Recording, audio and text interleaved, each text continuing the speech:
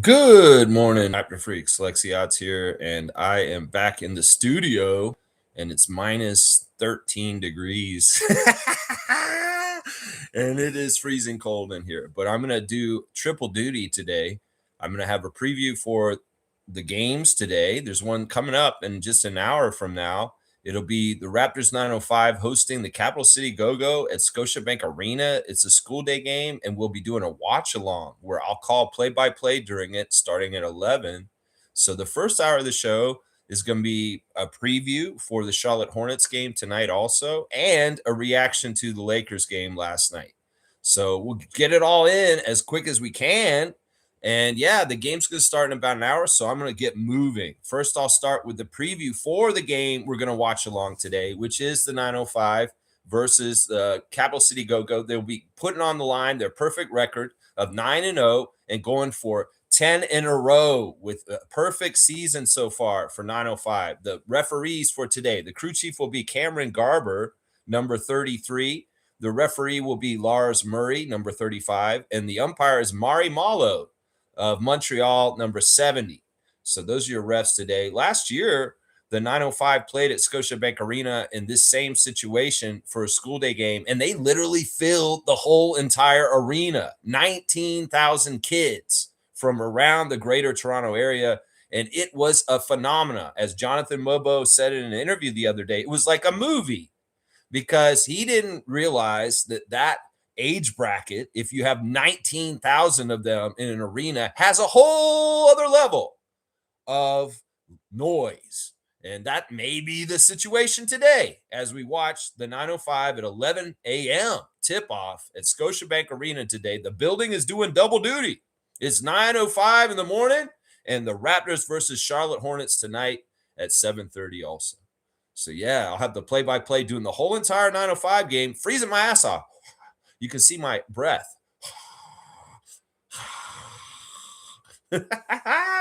It's fun. All right, I had to say real quick, happy birthday to the Commissioner of Fun, Trevor J. I appreciate you so much. Happy birthday to you. Happy birthday to you. Happy birthday, Trevor J, platform artist. Happy birthday to you and many more. Yeah. I had to do that. All right. Preview for Charlotte tonight. We'll do that right now, real quick. Guys, the injury list for the Charlotte Hornets has grown since last Saturday. There are a lot of Hornets that are probably not playing tonight. This really will be a very different game for them. And in some ways, well, it's 1-1 in the season series. So we got to beat them, especially on our home court, and especially after a crappy loss last night. And, you know, we don't want a feeling like we had last weekend where we had two successive losses that just felt bad. And, you know, the Charlotte game last Saturday was a game we should not have lost. So we very much need to take care of business against the Hornets tonight. And that's what I'm saying. So here's the injuries for you. Grant Williams continues to be out. I'm Batman. Josh Green is out still also, but he has been assigned to Greensboro Swarm, and he is working on the G League level to come back. Colin Sexton will be out tonight, guys. Colin Sexton, of course, very crucial to the Charlotte win last Saturday. Very annoying offensive guard, just being an annoying guy in general. Him and Shed have been having some cool battles in these games they've had so far this season. A lot of smack talking between Jamal Shed and Colin Sexton. Alas, Colin Sexton will not be in the game. He has a left thigh strain, so he is out. LaMelo Ball is on the injury list today, guys. It's the wrist of LaMelo, and it's making him probable, though. So he's probable to play, but he does have a wrist injury. Pat Connaughton is out for the game tonight due to a calf injury. Brandon Miller is questionable for tonight due to his shoulder injury that he's been having all season so far. We saw him in the wrap on Saturday night wearing it when he was playing against us on Saturday. So he is once again questionable for tonight. So the main players of the Hornets are looking like they may not be around. Another guy on the injury list that wasn't on it the first two games is Ryan Kalkbrenner. The big center, the rookie center, is questionable for tonight with a left ankle contusion. So there's a good chance, you know, when these questionables and probables start coming up in the injury list for me, I start thinking, well, maybe every other guy is not going to be playing. So we could expect probably LaMelo to play, but Brandon Miller not to play. We could expect maybe Trey Mann to play, but not Ryan Kalkbrenner or something like that, or Kalkbrenner, but not Trey Mann. It's going to be kind of like that. Trey Mann is on the list also. His knee is messed up, and it's a questionable for him also. So we got quite a few questionable players for the Hornets, but we knew that already, that they're kind of questionable NBA players. Ha, ha, ha, Lex. Ha, ha, ha. I had to get that joke in when I can. So who is my prospective starting lineup for the Charlotte Hornets tonight? Well, I think LaMelo is going to play. Of course, Con Knipple is not on the injury list. He'll be around, and so will Miles Bridges. Those two guys will be playing. So maybe Musa Diabate will get the start if Kalkbrenner is out. And maybe Liam McNeely, the other rookie for the Hornets, may get to graduate into the starting lineup with the absences currently on the Hornets lineup. Sign James is healthy. He should be playing tonight off the bench. He could be starting. Tijani Saloon, the French player who's been playing well for Greensboro Swarm, will be available today. Mason Plumlee, who we have not seen yet, just he's sitting on the bench being a big old veteran. Mason Plumlee is still on this team. KJ Simpson is their two-way, and Drew Peterson is their other two-way. And that's probably the most of the gist of the Hornets today. Now, they won against us, and they had beaten Chicago the night before, so they were on a 2-game win streak. But since last week, they've managed to lose to both teams from New York, including the Brooklyn Nets. They lost to the Brooklyn Nets on Monday, and they lost to the Knicks on Wednesday. So they are currently on a 2-game losing streak, the Charlotte Hornets. Now, on our side of things, well, let's see what they're saying this morning. RJ Barrett is still out today. Jakob Poeltl will play today. He will be available tonight, back in the lineup for the Raptors. And, well, we should dominate them with having Poeltl tonight. In some ways, I don't know, if Kalkbrenner doesn't play tonight, maybe it was a miscalculation to have him sit against the Lakers and then come and play against the Hornets. In some ways, he didn't know. I don't know. Either way, it is what it is. They did what they did.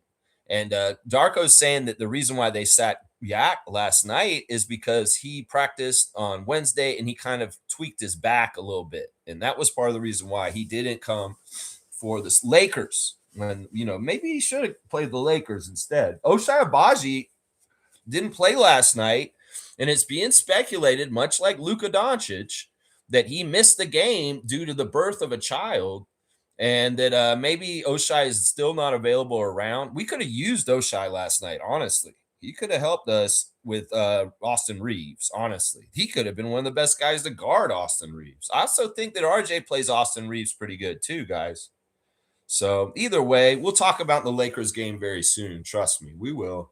We'll get into it. So who's I think might be starting tonight? Well, I think that we'll probably have most of our starting lineup out there except for Barrett. And it'll be Jacoby once again, probably starting. He had his season high yesterday. And in some ways, he's playing pretty good with the starters. He kind of is like, if you get double digits, you're good, Jacoby. You just got to get double digits. So, yeah, that's our latest lineup news. A lot of injuries for the Hornets so far for today. All right, let's go look at the refs. We did the refs for the 9:05 game that's starting in less than an hour at the Scotiabank Arena against Capital City Go-Go. Cameron Garber, Lars Murray, and Mari Malo.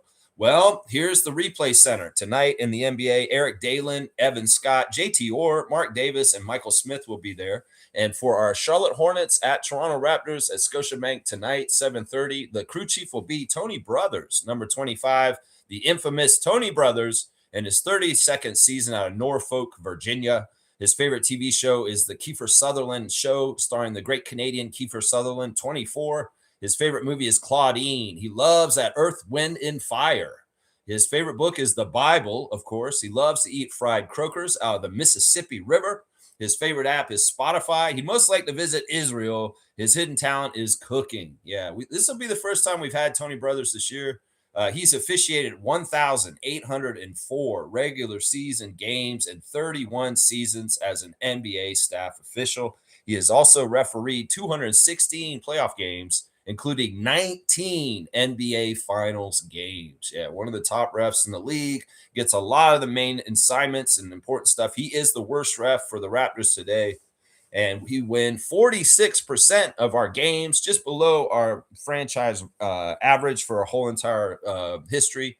46% of games, Tony Brothers are won. And well, the Hornets are worse. 40% of their games are won with Tony Brothers around. So 46-40 for the Raptors with crew chief Tony Brothers. Tonight, the second ref will be Natalie Sago, number 9 in her 8th season out of St. Louis, Missouri. Her favorite TV show is the great Robert Stack, amazing, legendary show, Unsolved Mysteries. I love that show so much. I have so much respect for Natalie Sago that she likes that show. It's amazing. Her favorite movie is Home Alone. Her favorite musician is Morgan Wallen.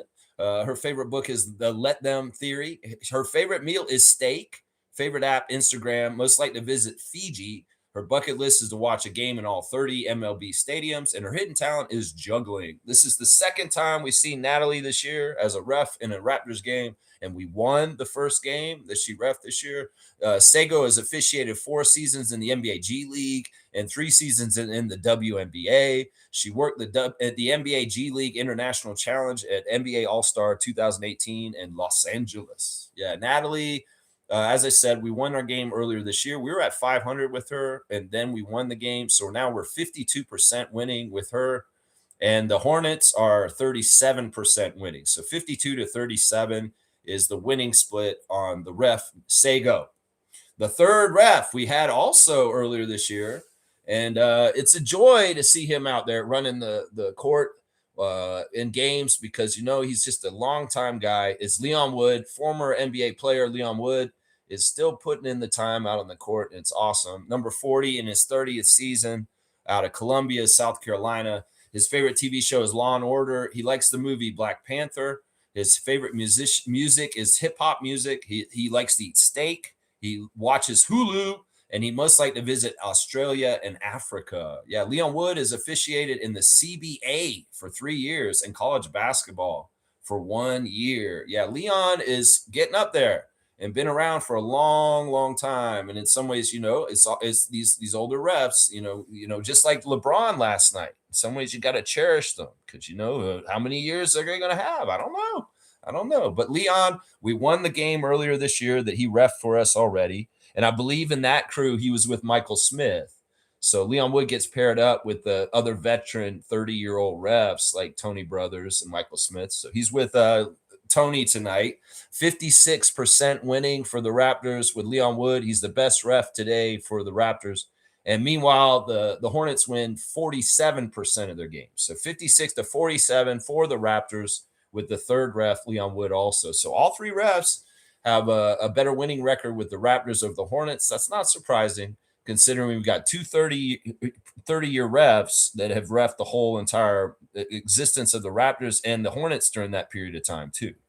So, yes, Natalie Sago is the junior ref in the crew. And, well, I don't think this crew's too bad. I always say this with the older refs like Leon Wood and Tony Brothers, is if you do the work, if you bust your ass, if you play hard, they will reward you with calls. They'll look out for you, and they'll give you the stuff that helps you, like, be a fair win. So this crew, just like the crew last night, is on the up and up.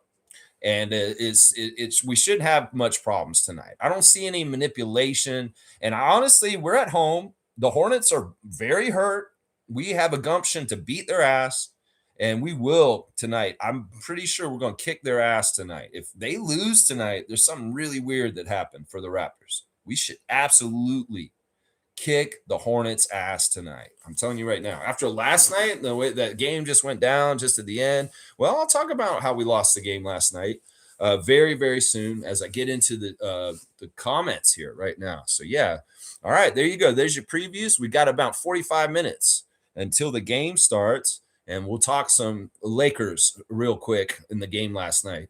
Trevor J's words of wisdom this morning. Your diet is not only what you eat, it's what you watch, it's what you listen to, it's what you read, people you hang around with. Be mindful of the things that you put into your body emotionally, spiritually, and physically.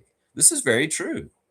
Your diet isn't just the food you put in your body or the liquids or whatever. Some things is like environment. Environment can be toxic. People can be toxic. What you put your attention to is important because that feeds your perceptions and your reality, and it can be toxic also. So, try and shape your life or curate your life with very healthy things for you, things that build you, things that help you, inspire you for creation and positivity and helping other people and being a good human being and looking out for the world. There's a lot of people out there conspiring with grand schemes. They're very selfish and only very self centered in helping themselves. So I would just say that, like, think about your environment and whether you've got and what are you taking in through social media and the internet stuff, and try and get healthier. Thank you for the words of wisdom, Trevor, and especially on your birthday, man. Happy birthday. It really means a lot to me that you do this.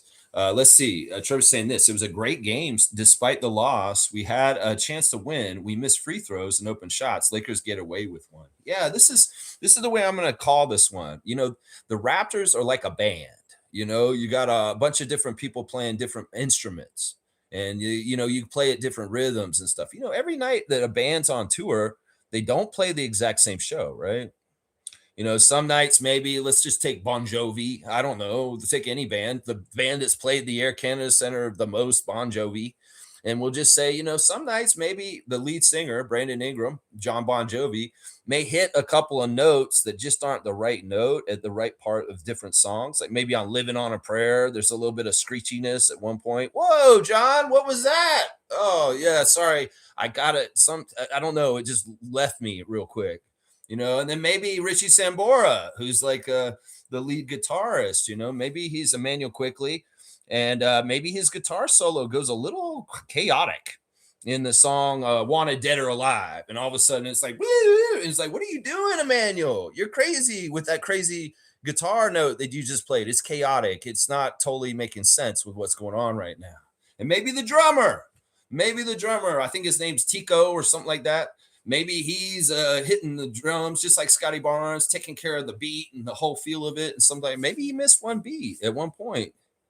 And, the cumulative effect of all the different things that happen in the concert, or whether the quality of the concert is amazing, like a badass, perfect concert, and maybe it's just kind of like, oh my gosh, that was a horrible concert. What did we do out there last night, Bon Jovi? What did you do, man? We laid a turd, man. We laid a turd.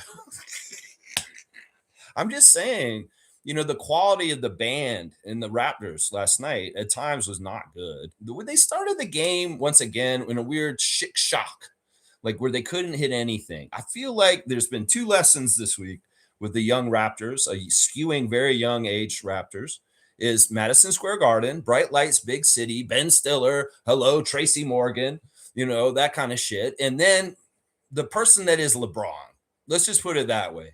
Once again, we see people not concentrating, missing free throws. Maybe people getting a little in their head because they're living some sort of childhood dream and shit like that. And, some of the shit they're supposed to be doing lapses, or there's just something weird. There's a mystique to the Lakers, and they're wearing those crazy ass gold and purple jerseys, and they look amazing. Honestly, there's a lot of history in them.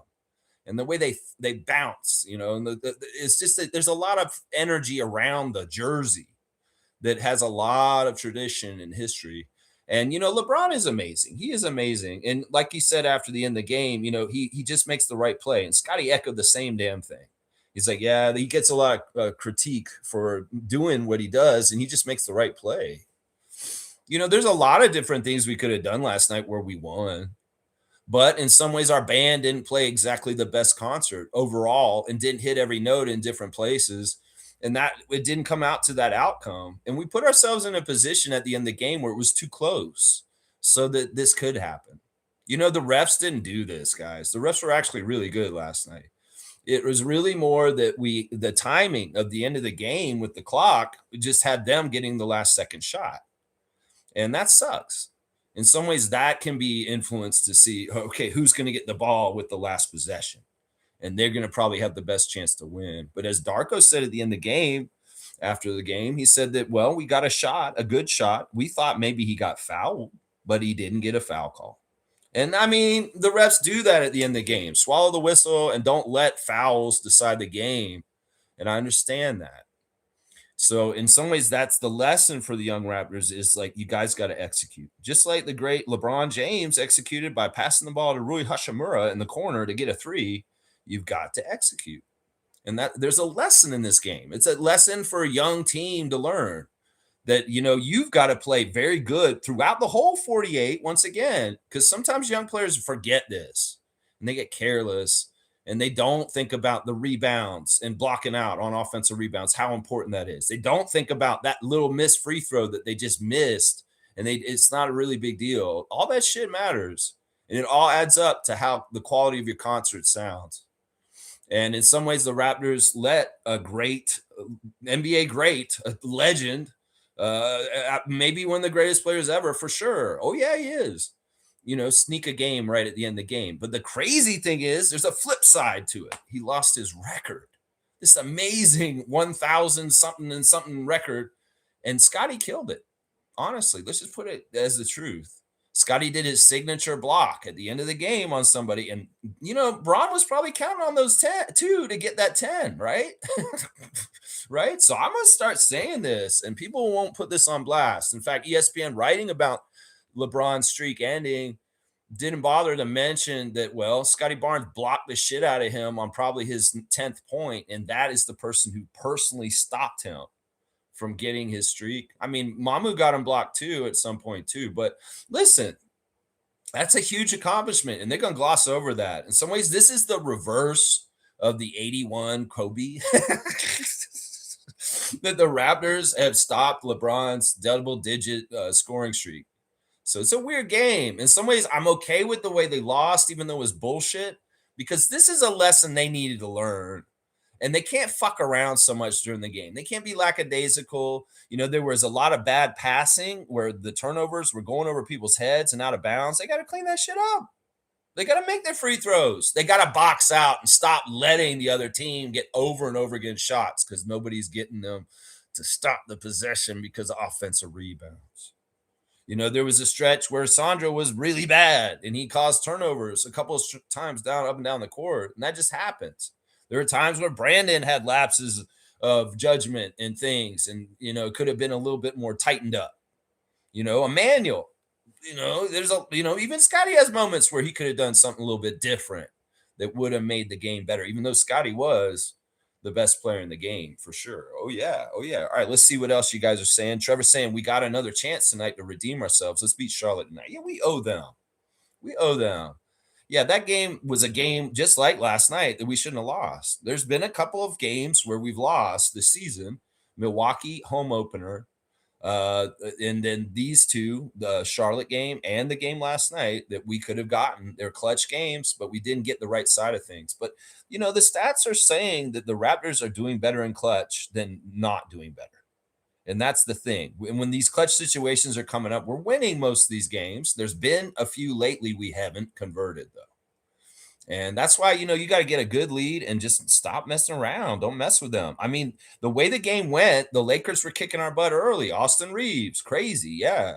And then things started turning with the energy and the runs. And it really started feeling like, okay, the Raptors are probably going to win this game by the end of the game because the energy and the way the game's going is just showing that direction. But once again, give credit to an amazing, amazing player, LeBron James, and making that play right at the end of the game. And, Hachimura has to make that shot too. That's a big part of it also. It's a big, big part of it. Trevor's saying Scotty's on another level right now. He ended LeBron's streak. That was a sweet block on LeBron. Yeah, I'm giving him total credit, seriously. So let's go look at the stars of the game. I've got Scotty as the number one star of the game for the game. Let me see what it is. What's happening here? Why did that do that? Okay, there it is. I got Scotty as the number one star of the game last night. He had almost a triple-double, and this has been bugging me, man. Scotty, I wish he could be a little bit more like the GOAT Kyle Lowry and be a triple-double hunter. This is something that Lowry very much did in his career with the Raptors, and that's why he has so many triple-doubles. I mean, it's cheap in some ways, but you're so talented, and there's ways to do it. And I'm sure you were cognizant that you just needed one more assist to get a triple-double.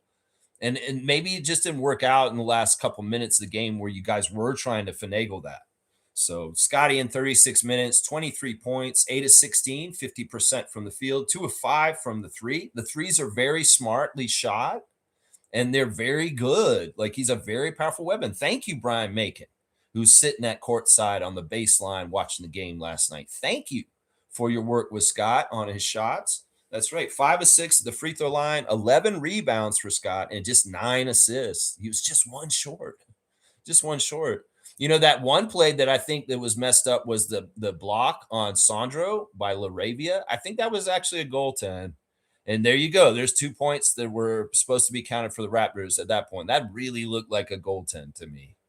And maybe that would have been an assist from Scott on that play. I don't remember. And maybe he would have gotten the triple-double. But either way, man, Scott, you're so close. Wow, man, you could get these triple doubles, man. I just want you to. I really do. Only 1 turnover and a steal and 3 blocks also for Scott. He was a +3, one of the few Raptors with a plus minus last night. So, yeah, Scotty, man. The other thing about Scotty last night was Danielle Michaud's little clip on Scotty being a troll. All right. I already don't really like Danielle Michaud. I think she's just a corporate shrill. She's just a friendly, harmless person for Canada to get into basketball to watch.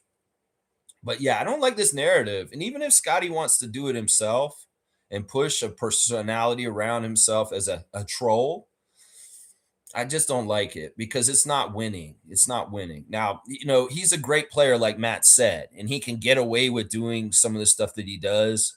But I don't want them to shape himself like Dennis Rodman or Ron Artest or other people in the past in this persona. I don't think it will benefit him. And I don't think it will benefit our team in the long run either. Maybe he's talented enough to get away with it to a degree. But I'm just saying, man, you know, one thing I worry about with this Raptors team right now is it's, you know, these are close losses recently, and we've had a lot of close wins too. But professionalism matters. And I get it. There's a younger generation that likes to be goofy and do trollish shit and kind of show up and do showmanship. And Emmanuel does some of it too, right? But this stuff could bite us in the ass. And I'm not really for it. I'm really not, because in some ways it's kind of like it's unnecessary and it could hurt us more than it'll help us. In some ways, it's egotistical to be like this. In some ways, that build your persona individually in a way that may hurt the team, like a Ron Artest or a Dennis Rodman, is not the best team player kind of thing. In some ways, it's a leadership thing. You guys are supposed to be leaders, Emmanuel and Scotty. And in some ways, it's like, do we want the younger guys emulating you that all the way down the roster? So I don't like this. Danielle Michaud, fuck you for putting a whole thing on troll shit on Scotty in the middle of the game last night. We don't need to paint this picture about him. If he wants to do goofy shit like he's done since middle school, that's fine. But in some ways, let's not paint him in certain ways because it's not going to serve the team in the long run. And Scotty, you need to understand this also, that as much as you want to do this stuff, it's a little egotistical and it's a little self-serving and it's not totally team oriented. Let's just put it that way. So God forbid, at any point, specifically some goofy shit that some of the Raptors do directly affects the team and makes us lose at some point. That would be bad. And I don't want to learn that lesson that way, is what I'm saying. So, yeah, the look backs, you know, I've gotten used to them. But, you know, in some ways, the clapping and stuff like that, okay, I like the intensity. But I don't want this persona, I don't want this bag hung on you, because it can be detrimental. And we want you to be a professional. It may be that it's just in your earlier career you're going to do this, but when you get older, you're going to be like, I needed to stop doing that. Because early in your career, you were yelling a lot and you were losing your breath. And in some ways, it took you out of the game in some ways with your energy because you were talking too much on the court. I remember this in your rookie year. You were very vocal and talking to the refs a lot. And in some ways, you learned that you had to save your breath. So I don't know. You guys walk a line with this. As long as y'all are winning, I'm okay with it. But if this shit is going to get in the way with us winning, then I'm going to have a problem with it. Let's just put it that way. Let's just put it that way. Bryce is here. Good to see Bryce Lawson down in the great state of Kentucky. Let's see what he's saying here. It's hard to win without two starter key contributors. Yeah, I don't care about that. We could have beat them. This is one thing about last night is, we actually could have easily beat the Lakers. They in some ways were lucky at the end of the game. I'm going to say this right now. I do not like the nickname you're using for Austin Reeves, so I'm going to skip over it. I think he's actually asked people not to call him that because that is a gun and it kills people in the United States almost every day. And I don't know, Austin, do you want to be associated with mass murder and school shootings? Because in some ways, I don't recognize that nickname for him. Just so you know, as an advocate for gun control and stopping the senseless violence that happens to school kids every day in the United States, apparently, yeah, in some ways, yeah. Let's see, Austin shouldn't have a superstar whistle.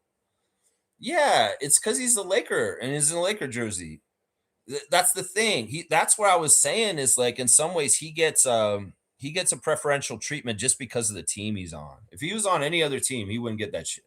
I'm telling you right now, unless it was another team like the Celtics or the Knicks, maybe. Maybe that. Yeah. Mamu wasn't very efficient tonight, but effective everywhere else. Such a good signing. Mamu's been overall a plus, but he's gonna make mistakes sometimes. Like there was that one play where he let the ball get out of bounds.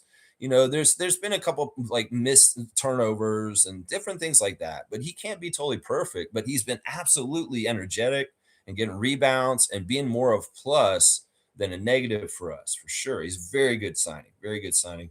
Bryce saying also, I hope we lock Mamu down and get another big to slide at him at the 4. I like the late game battle minutes as well. He's a threat and a good enough defender. Also, Jacoby's best game this season. Yeah, I like what Jacoby did. But you know what? He's not even one of my stars. I don't think I made Jacoby one of my stars. My second star of the game last night was Colin Murray Boyles. I feel like Colin Murray Boyles has just been really good this week. He started in New York with just a fantastic showing, and it carried into the Portland game, and it carried into the game last night. And Colin in 16 minutes got 12 points. It's really good points per minute. 5 of 7 from the field. He made both his 3-pointers, and he had 2 rebounds, 3 assists, and 2 turnovers, and 1 steal and 1 block. So stat stuffing. And he really had some good passes. Like he's really, really good at understanding where to get the ball to somebody so that they can get an easy basket. So kudos to Colin Murray Boyles, my second star of the game. And I'm starting to see a really cool duo between Murray Boyles and Barnes. Like they've got some similar attributes, but they're different in good ways too. And they really could become a more and more effective a tag team of players in the game working off each other because of the way they pass off each other. And they're both strong and they both have a lot of stuff. We saw like Scotty getting the ball to Colin in transition. There was one section where Colin had a block and then he ran down the court and Scotty rewarded him with a dunk. So he had a block right into a dunk. I love that shit. That's like they used to always say this in the NBA. It's like, oh, the big man gets the block, reward him at the other end. And that's what that was. It was like they rewarded him. So yeah, I was really impressed with Colin Murray Boyles. And I feel like he did a good job. Like he had to guard LeBron at times, and that was pretty cool. That's very cool. My third star of the game for the game last night is actually Battle. I wish that they had gotten Battle the ball more earlier, but they did finally wake him up and start using him. And also Grady to an extent too. And of course, Jacoby's hitting threes too. But for some reason, I just like what Battle did out there because his minutes were plus, and he did get to play a good chunk in the second half of meaningful minutes, and he was helping. So 16 minutes for Battle, 10 points, 4 of 5 from the field, 1 of 2 from 3. He missed 1 free throw, which was weird. 3 rebounds, 1 assist, no turnovers, a +5 for Jamison Battle. That's another reason why. It's because like out of everything was going on the court, plus minus in some ways, I'm going to look at that. But there's a lot of honorable mentions. I mean, Jacoby's definitely an honorable mention. 25 minutes, 17 points, 6 of 10 from the field, 3 of 6 from 3, 2 of 3 from free throw, 3 rebounds, 2 assists, 1 steal, a -3. His best scoring game of the year. In some ways, there was a couple different things going on there. Let's see. We'll give Brandon some shine too because he was very much carrying at times with offense, but he wasn't as good at the beginning of the game again. Like there's certain it's weird. Like I don't know. Brandon, I just want you to tighten up. And remember, you play for the Raptors now. That's all. 36 minutes, 20 points for Brandon, 10 of 23 from the field. He missed all 6 of his threes.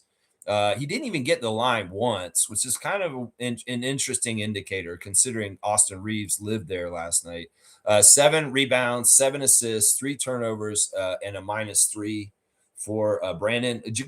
Emmanuel was in a bad game in some ways, except that, I don't know. It was weird. 32 minutes, 13 points, 5 of 9, 2 of 4 from 3, one free throw, 1 rebound, 5 assists, 5 turnovers, 2 steals. So the 5 turnovers maybe, and maybe he wasn't as much volume as we would have liked him to be. Maybe he should have shot more.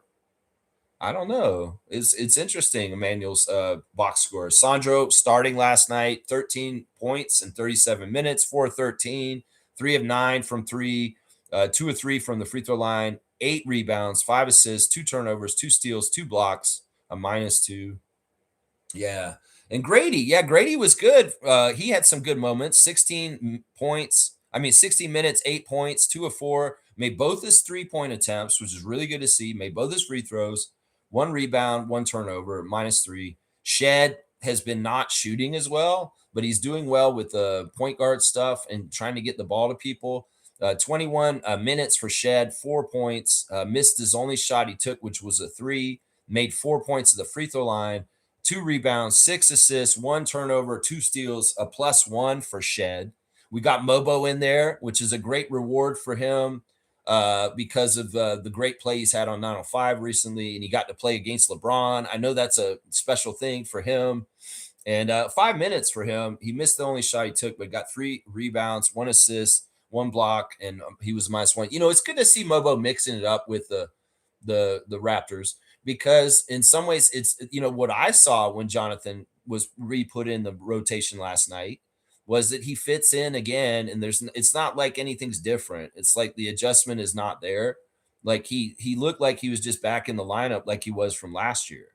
So that's a good sign. That's a really good sign right there. But yeah, that's the box score with the Raptors last night. My stars are Scotty, Colin, and Jameson, with honorable mentions to Jacoby, Brandon, and Grady, probably. Yeah. Yeah, it was tough. Austin Reeves was very good shooting last night. He's annoying, man. To me, he looks like a guy who's in a movie like Air Bud, and like he's just some sort of Disney actor. And he's like in some sort of fantasy movie where some ordinary kid like gets special basketball powers from some sort of weird magic. And then all of a sudden he's in the NBA playing with LeBron James on a team. I feel like that's what this is. It's so weird, but I was like, I got to give him credit. He got 44 points last night on 13 of 21 shooting. He did get 15 free throws last night, which is absolutely crazy. Yeah, 10 assists also for him. Yeah, weird game. Anyway, weird game. All right, let me get back in the comments because we're going to be getting close to the game. It's going to be starting in about 20 minutes, and we want to get as much in here as we can. Let's see. Seymour saying this: I'm not talking till Bobby addresses the backup 5 spot. It's clear why we lost. Bobby, get us a backup big. Please, please. Christmas is around the corner. Please, Santa Claus. I'm not blaming this, guys. That game last night, we could have won it without the bigs. The reason why we lost is because the guys didn't play well enough over the whole body of the game. And there were a lot of like fuck ups. There's like just bad turnovers on missed passes, missed free throws, bad shooting early in the game. Like the dudes, they couldn't shoot anything right in the first quarter. And meanwhile, the Lakers were just going crazy with Austin Reeves. So, there's stuff they can tighten up. That's why they could win. They could win last night with who they had. Seriously. And it doesn't even matter. RJ, Oshai, Jakob, we could have won that game with who we had against everybody on the Lakers except for Luka, because Luka is very important. And that's the thing. We had our guys who are missing and they had their Luka. That'll be a different game with the Lakers. Sure. But I would say this, we could have beaten them with who we had last night. And it wasn't because of a big or anything. It wasn't. Ayton did eat us up a little bit, but not totally that bad either. So we could have totally won this. And I'm not blaming not having the big. Sure, it would have helped. Sure, it would have helped. And maybe Bobby should do something soon.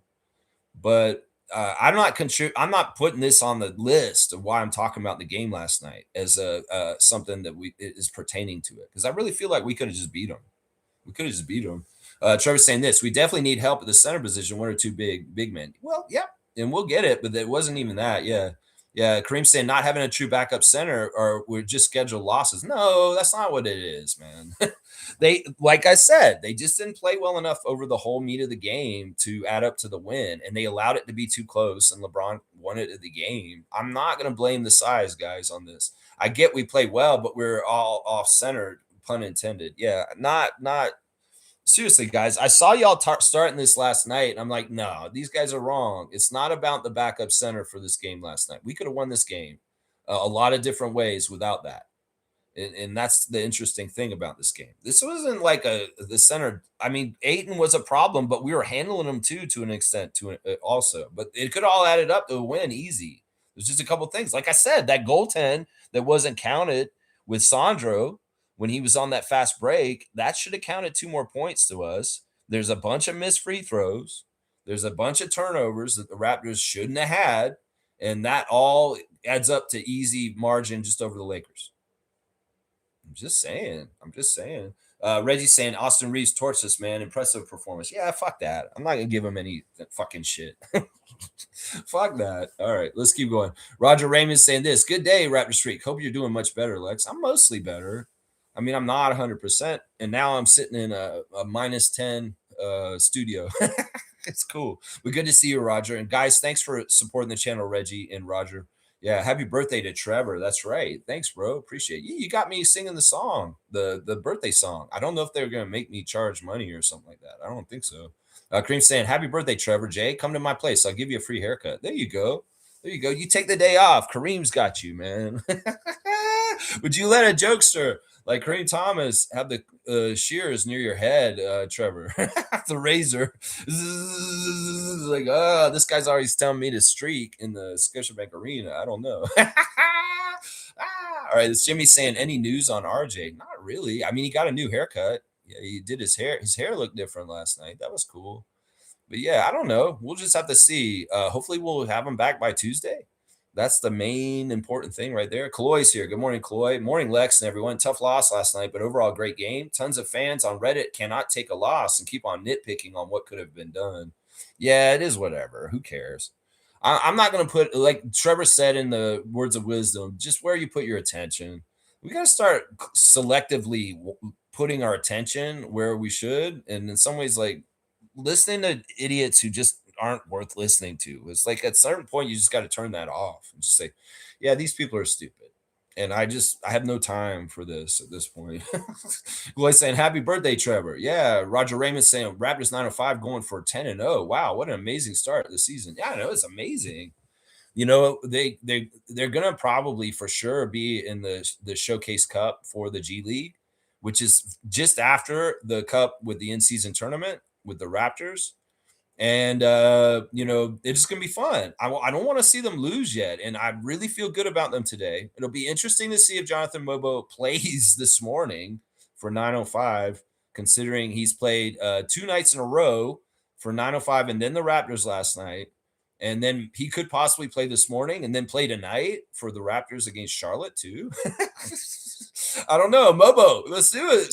Iron Man, come on now. Let's see. Yeah, Black Mama's here. God bless the freak. Good morning to you, Black Mama. And good to see you, sir. Always good to see you in the chat. Let's see what else you guys are saying. There you go. 81, 623. That's right. Go Raps, go. You know, this streak breaking with LeBron is really impressive. I mean, in some ways, that's something special that these guys can share. Grady, Jacoby, Jamal, Colin, Scotty, Sandro, you know, they can all share this and say, yeah. And specifically Scotty, I mean, seriously, don't you think LeBron, being the way he is and so smart, that he was counting on those 2 points to get to 10 so that he would continue his streak? And Scotty just took it away from him. Like literally did it. Like it's like this signature block in the fourth quarter. He's looking for it now. And he made it really count last night. Unfortunately, it didn't win, though. And that's what LeBron said after the game is like, how do you feel about your streak being over, LeBron? We won. That's all he cared about. And that's badass. In some ways, we got to get our guys to, that's what, Scotty should be like, you know what? I don't care that we ended this streak. We lost. And I'm pissed. You know, it should be like that. Mr. Quasimodo's back. Austin Reeves and LeBron's playmaking. Yeah, LeBron's playmaking at the end. Kudos. I'm not going to slam LeBron today. I'm not at all. He played within the flow of the game. He didn't try to force stuff. He didn't whine and complain too much. He a little bit with Pat Frayer there for a second. Little bit of complaining with him for a second, but he played a respectable game last night, and no flinging the ball at Scotty or anything like that. That's right. Rice is saying happy birthday to Trevor. Kaloy saying fuck LeBron for that fake timeout that led to AR tying the game. Yeah, there was some gamemanship in different places too. You can tell JJ Redick and Darko have a friendly rivalry already, just as young NBA coaches. The other thing about Darko and JJ is they're going to do a camp together next summer, apparently. While JJ was in town for this game, him and Darko were organizing a camp in Serbia that JJ Redick's going to be a part of. So that's interesting to me. I found that out. Let's see. Kareem's saying this. Mr. Quasimodo is saying happy birthday, by the way, to Trevor. Yeah. Kareem's saying if I was at the 9:05 game this morning, I'd just play hide and seek until the Raptors game and find a seat. There you go. That's something like somebody would do at a movie, right? In the movie theater, you just like go to the movies in the summer, you pay one admission and you just like run from theater to theater or just like hide in different movies the whole day and just stay in there the whole day. That's funny, man. Yeah, that's pretty good, man. Well, it's Scotiabank Arena. Yeah, you should go down there and hide. And you should do it naked too. Make it a real challenge since you're always talking about it, Kareem. I like this actually. I should give you a dunk. My hands are cold though. I don't want to bring my hands up to get on the thing, but I will do it. I will do it. I'll dutifully give because he's got to get to 300. He's close. He's 287 now. And staying is gonna hide in the Scotiabank Arena all day just to try and like go to the Raptors game later is hilarious. Hilarious. That's kind of pretty smart stuff. Trevor's saying my family's surprise birthday party for me, but they don't know that I know about it. Over talking about it. So I'm going along like I don't know. You're even saying it on a YouTube stream before it's happening. Is it happening later? This is so like out of the bag. He's like, my family doesn't look. I'm like imagining people in Trevor's family are near him in the room. He's like on a YouTube stream telling me this. This is crazy. Okay, well, happy surprise birthday party. Yeah, you better like practice fake surprise. Like, wow, thank you. Oh my gosh, I love you all so much. It'd be stuff like that. Yeah. Seymour saying SGA's dad is sending me some of his apparel, which got me super stoked. But big up, Jane and Shiver. SGA's dad. Wow, that's Vaughn, right? Vaughn Alexander. Cool, man. That's awesome, man. That's very cool, Sheriff. Neil's here. Good to see Neil. Darko pointed out the defense. Yeah, there's a couple different things. I mean, they're also like they're saying they could have gotten a foul at the end of the game, and that would have changed things. But execution, the experience of LeBron. Like I said, I felt like those guys were starstruck a little bit at the beginning of the game. Some of those young Raptors on the court with LeBron, they're a little like, oh, it's LeBron, and they don't play exactly right. Nawaka Naka is back. Good to see you, man. We should start flogging these folks that show up in yellow jerseys cheering against us. Crazy. Well, yeah, that's true. LeBron was very complimentary about the Toronto fans. He loves the Toronto fans. And, in some ways, I got to respect this. People that live in Toronto that like the Lakers and want to see LeBron, they're going to come out like that.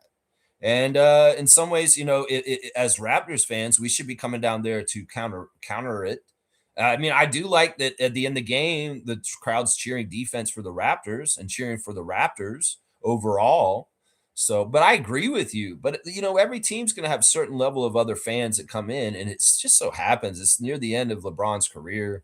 And I understand why people are going to come down like that and be there like that in some ways. I understand it. Shaq Lindsay's here. The need for a backup big is so evident. Sandro is sufficiently a spot up minutes, but imagine having a backup big. The versatility of our lineup would be incredible. Sandro could easily slide over to the other forward to power forward. Yeah, I mean, I don't disagree with you guys, but when I'm covering the game from last night, I'm not blaming that for why we lost. Basically, that's what I'm trying to say. I agree we need this for our depth, and we're going to need it for the playoffs. But also, I don't know. In some ways, we're learning along the way what happens when this is like this, and we know that this has kind of been this way at different times and different seasons over the years. But in some ways, it's going to get figured out. And once again, I'm not going to blame that for why we lost last night, because we could have won despite that. We could have won definitely despite that. Infamous is saying, "Salute, freaks. I'm tired of us punting games." See, you guys are calling it like that, but I don't think that. We could have won this game, and we should have won it, honestly. Yak in, we win. Yak out our chance of losing increases. Players playing out of position, get a real backup center to rebound and protect the damn rim. See, this is all you are singing the same song, but like I said, that's not why we lost. That is not why we lost, guys. And it'll help when we get this, but that's not why we lost. We could have won all kinds of different ways last night. We really could have. TMGZ Sports Show has been deleted. I wonder what they were saying. Good morning, bro. Facts. All right, cool. Good morning to you. Thanks for the subscription. Shaq Lindsay saying this. The 4 and Colin Murray Boyles can play the 3. Oh, you're talking about, Sandro at the 4, Colin at the 3. Yeah. Mr. Quasimodo saying, I don't know. That game went as well as it could with that deficit in the first half. Yeah, they came back and fought back. And, it looked like the Lakers were just going to go crazy. But, honestly, I like the Lakers. I think they're playing well under JJ Redick. They have, Ayton is actually working hard for them right now, which is interesting. And in some ways, he's taking care of some of the defensive and rebounding stuff that they've needed for years now. So it's an interesting look. And I mean, it'll be interesting to see him with Luka. When we play them the next time, maybe he'll be there. I don't know. Yeah, I don't know. I have a hard time saying that the Lakers are a true championship contender, but they're definitely a good regular season team. I'll say that. We'll see what happens in the playoffs, though. That could be very different. Let's see. TMG is saying lazy defense at the end. Yeah, I could say that. That's a fair thing to say for sure. Infamous is saying, I 1000 disagree. The ref had a lot to do with this. Luka and Austin are 1 and 2 in free throw attempts in the league. Okay, I mean, if you're going by that, as far as like, all right, let me go look at the team stats and let me just see how much different the free throw type, how many times people shot free throws. Because in some ways, I didn't think that, okay, the Lakers got 5 more free throw attempts than us. 5 more. They won by 3 points and they made 5 more free throws than us. They shot 85%. We shot 81%. You see, like right there, if we make 2 or 3 of those free throws, boom, we're tied with them. So I'm telling you, some of those missed free throws are a problem. And, we shot so bad early. We made up the shooting as the game went on. We made the same amount of field goal attempts. We made 2 more threes than them by the end of the game. We did out rebound them. We had an assist to turnover ratio of 39-15. So that's really good. Theirs was 26-11, which is quite good too. Fast break, 21 points for us. They did beat us in the paint, 58-46. I'm just saying, this is a close game that if it's managed well and played just a little tighter, you get the outcome on your side. Seriously, you can say, okay, they're inflating them with like putting Austin at the line a lot, but we didn't get that much worse free throws than them. I'm just saying the ways that I saw where we take more ownership of how we lost is that we tighten up. And like TMG is saying, play better defense at the end of the game. It was lazy defense. Yeah. All right, let's see. Randolph's here. Good to see Randolph Phillips. Blessings, beloved Raptor Freaks family. Your heart is warmer than the weather outside. I love that.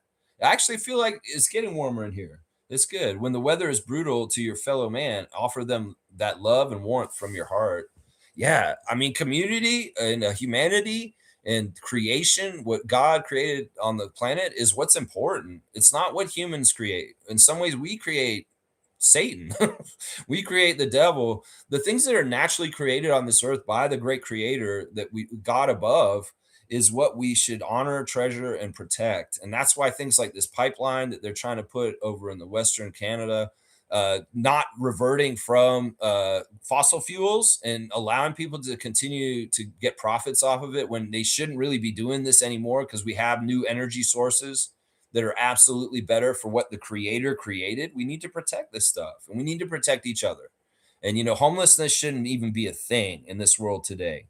It's just because there's a system of scarcity and people want to subjugate people. We should be taking care of everyone, and nobody should ever have to freeze to death.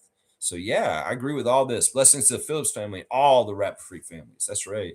Not Nawaka Naka. Home game stretch with great fans, and we are messing it up. Not really. We won the Portland game, and this game was a weird game. And I get it. There's Lakers fans there. Well, I'm going to try and go to the game on Sunday, so I'll be there when the Celtics are here. And hopefully I'll add to the mix, and we'll get it louder and better there. That's right. Yeah. Black Mama saying, happy birthday, Raptors Freak. Many more, bro. Yeah, that's for Trevor. That's for Trevor. It's his birthday today. The commissioner of fun, Trevor J., who's down in Fort Lauderdale. That's where he lives, down there. He's a great Raptor Freak, and he's a producer of the show. Is my good friend Trevor. Shaq Lindsay saying, Dick deserved to start. Jacoby had his chance and did well, but the starts are killing us. Yeah, I mean, I wish these guys would be more sharp with making their shots at the beginning of games. This is a problem. Maybe the other team's coming out really edged up to come out and really stop them. I don't know. Let's see. Neil saying this: foul less and defend the 3 line against shooters. We are better on point of attack. So just have to carry over the improvements to running shooters off the line. Yeah, that all sounds like a recipe for helping, for sure. Kaloy saying, I don't like how IQ freezes out Scotty on a few possessions there. I did not see that myself last night, but I have seen IQ freeze people out. I have seen that, yeah. Shaq Lindsay saying, Shed did a great job on guarding Austin in the second half. Was there a reason why Oshai was not there? I think it's because he's having a baby, just like Luka. I think that he's away from the team because Avery's having her baby as a young couple. Yeah, Shed did do a better job on Austin. It was funny in the chat on Discord. James was saying, man, Reeves is going crazy. And I was like, well, hopefully he can start missing in the fourth because that's a great time for him to miss. And he did miss a bit in the fourth quarter. Finally. Dat Canadian's here. Good to see you. Long-time Raptor Freak. Dat Canadian. Good to see you back. Triple-double hunting's fine, but Scotty doesn't care about stats. I don't think he just wants to win. He just wants to win. Yeah. Yeah, I mean, I get that. But to me, in some ways, it's a prestige. And, it's not just for him. It's like it's good for the Raptors franchise to have more triple-doubles in our history. And, Siakam used to piss me off with this, too, because he would be close to triple-doubles, and he would not complete them. He had a couple that were taken from him by the NBA also. But I'm just saying, it's good for our history if we can get more of them, and it's not totally selfish for him. It's not totally selfish, if you ask me. If he's building the profile of the franchise by getting them, But good to see you, that Canadian. Black Mama's saying this was a good loss. BI makes that 9 out of 10 times. Yeah, there was, and I'm glad he got on track with some of his shots. And that one shot he made at the last second in the shot clock was so amazing. It was a very high level shot over 2 defenders on such a crazy arc. And it was symbolic of all the hard work Brandon Ingram has put into his game to get to the point to hit such a high skilled shot. And like the announce crew said, that's good defense, but that's even better offense because that dude is just like that. That was crazy shot. So good. Raps need to set better screens. Jakob. Put a body on the defender, then roll. Refs swallowed the whistle, but the end game was managed correctly. Yeah, those are good refs. JT Orr is a fantastic ref. Pat Frere's mostly good. And Sean Wright's pretty good too. And I thought that they handled the flagrants pretty well. I mean, I thought they might throw Gabe Vincent out for that clothesline, but they didn't. And then the one that was almost a flagrant for, I think, Sandro, that turned out not to be a flagrant, that was good too. Like he said, it's just a regular foul. So yeah, I thought that they did a pretty good job overall. I mean, everybody wants, I know I blame the refs at times, but I want to be fair here. I do the ref report and I really put them under a microscope. And if I really feel like they screwed us over, I'll say it. But if it really isn't that, I don't want to use that excuse. I don't want this channel to be this thing where I'm just saying over and over again, the refs screwed us. The refs screwed us. This is not what happened. The refs were great last night. Honestly, they did a really good job. Let's see. Shaq saying this. I want Dick to mirror his game after Austin. That actually struck me in the middle of the game last night, watching Grady on the screen with Austin. I was like, man, he should be watching him. And in some ways, you should be looking at Reeves, Grady, and seeing, you know what? It is possible for me to be a goofy white boy in this league and do crazy stuff. You need to find that magic that Austin Reeves found in the Disney movie, Grady. Go talk to Air Bud or something like that. I don't know. Chloe saying this. I like the sentiments of this channel. This was a good loss. Plenty of lessons in this game to learn on. Yeah, we're not gonna do this doomsday shit. We're not gonna tear the team apart. We're not gonna like if we're gonna talk about it, we're gonna talk about well, how can we do better and win the next time? There's a lot of energy that's expended by Raptors Nation that is absolutely stupid after a game like last night. That's what I say right there. That's what I say right there. All right, I lost my place. The game is about to start in a second. So let me see here. Okay, here we go. Let's see. Neil saying we out rebounded the Lakers. Ayton and Hayes were nothing to fear. Guys, if you don't have the link, I'm going to share it for you right now in the chat so you can watch the game along with me, and I will be calling it. So you don't have to listen to Schulman and Warren if you want to, you can, but you could listen to me call the game, and I'm crazy. So yeah, there's the street, Jurassic Park, and there's the 905 kids coming. Here comes all the school kids. Oh my gosh. I'm going to do y'all's comments. Don't comment on the game because in some ways I won't catch up to that point, but I will do y'all's comments on the Laker game still. There's Warren Ward and Ben Schulman on the screen on there, and I put the link in the chat. We're doing a watch along now. And yeah, I'm going to be calling this game real quick right now. The Raptors 905, 9-0, going for 10-0 at Scotiabank Arena this morning. Let's see if they get 19,000 Rugrats in there yelling and screaming and doing what they do. That's right. Let's see. What we did poorly was not boxing out Ayton from under the rim to prevent lob threats. Yeah, we didn't steal around the basket, and he was getting inside too much for easy baskets, for sure. For sure. And maybe a backup big would have done better for that. You guys may be on to something there. Neil's saying this. We had more threes and assists than the Lakers, so we have to clean up the fouls. Jonathan is suited up. It looks like Mobo is going to play today. He is out there right now. I see him. This is crazy, man. This dude is doing that double duty. In some ways, maybe he's going for history or something. I don't know. He will start. The starters are Chucky Hepburn, Elijah Martin, AJ Lawson, Jonathan Mobo, Olivier Sarr. It's been the starting lineup for the 905 most of the season. And on the other side, we'll see the Capital City Go-Go for the second time this week. Skal Labizere out of Haiti at center. AJ Johnson, Leaky Black, Kadari Richmond, and Alondas Williams is the lineup there. It looks like the lower bowl is filled, but they didn't get the upper bowl filled. And there's the tip-off. We've got the ball in action now, and the 905 had the ball, but there's a whistle already by Mari Malo. She's taking the ball to the sideline. Coach Andrew Jones got a game face on, very stern, very ready to discipline coach. Him and Justin Cerise there, and there's the coach for the Capital City Go-Go right there. All right, I don't know what the holdup is here. They're trying to figure out something with the clock maybe or something, but the 905 have the ball. They're going to inbound it. And it'll be Elijah Martin throwing the ball into Chucky Hepburn. And here we go. We're back in action at the Scotiabank Arena. Some of the young 905ers getting to play in the big court where the Raptors play. There's AJ and Jonathan throwing screens around. Chucky comes around the side. AJ Lawson coming from the top of the wing. Coming in the basket, he gets fouled. Ball goes out of bounds. Looks like he'll get to go to the line on that one. So let's, Brampton's own AJ Lawson, number 0. We love that guy. That's right. That's right. Neil's saying we had more threes and assists than that we had to work on. Ayton did a really good job on BI, stuffed out his drives. RJ needs to come back as quickly as possible. Yeah, we need RJ Barrett back as soon as possible. You're calling Austin Reeves the White Mamba? That's funny. Shaq Lindsay saying the lob threat was an advantage even if they didn't use it. It opened up the perimeter for them. Yeah, that's probably true. All right, so AJ made the free throw, so it's 2-0 for the 905. Capital City Go-Go working it around. There's Williams with it. He holds his dribble a second, comes back in. But there's a foul. Looks like the foul is going to be on Chucky, I think. Yeah, it's on Chucky. Foul on Chucky. So he's got his first foul of the game. And Capital City Go-Go will have side out. No free throw on that one.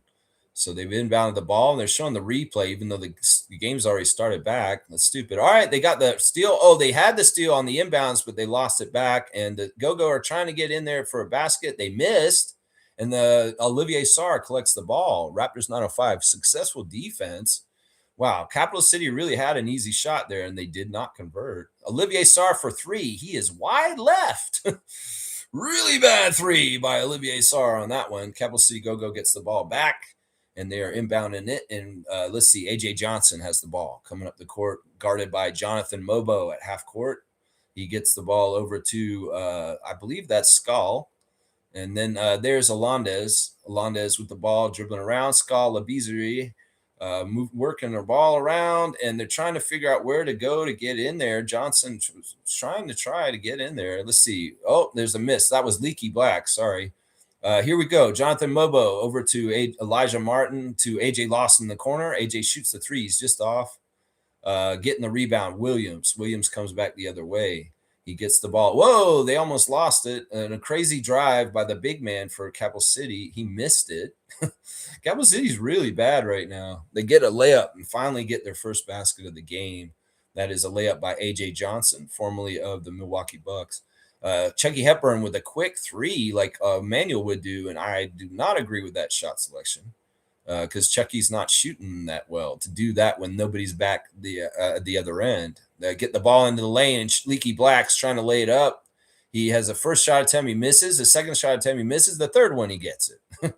Raptors 905's got to get that defensive rebound. They cannot allow Leaky Black three big shots there. Elijah Martin with a power move into the lane, and it's in. He could have probably gotten an AM1, but alas, he didn't. So Raptors 905 at 4, and Capital City Go-Go at 4. And there's a three by Capital City Go-Go real quick, real fast. 7-4, 9.5 in the first quarter, just starting this game out.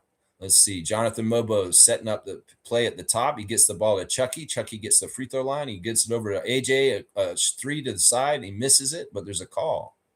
And it looks like it's a foul on Capital City Go-Go, a holding foul of some sort. And it looks like Scal is going to go sit down.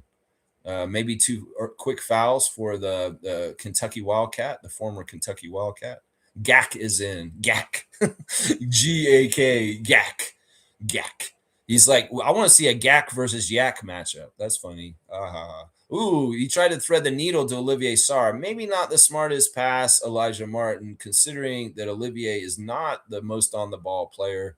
And there were two Capital City Go-Go players right in the middle of the lane on that one. Yeah, maybe not the smartest there. All right, get into the lane. There you go. Nice shot, Leaky Black with the middle lane. He was very quick to score for Capital City on Wednesday when they played the first game of these two games in a row. And Leaky Black was very important to them getting their offense going in the first game.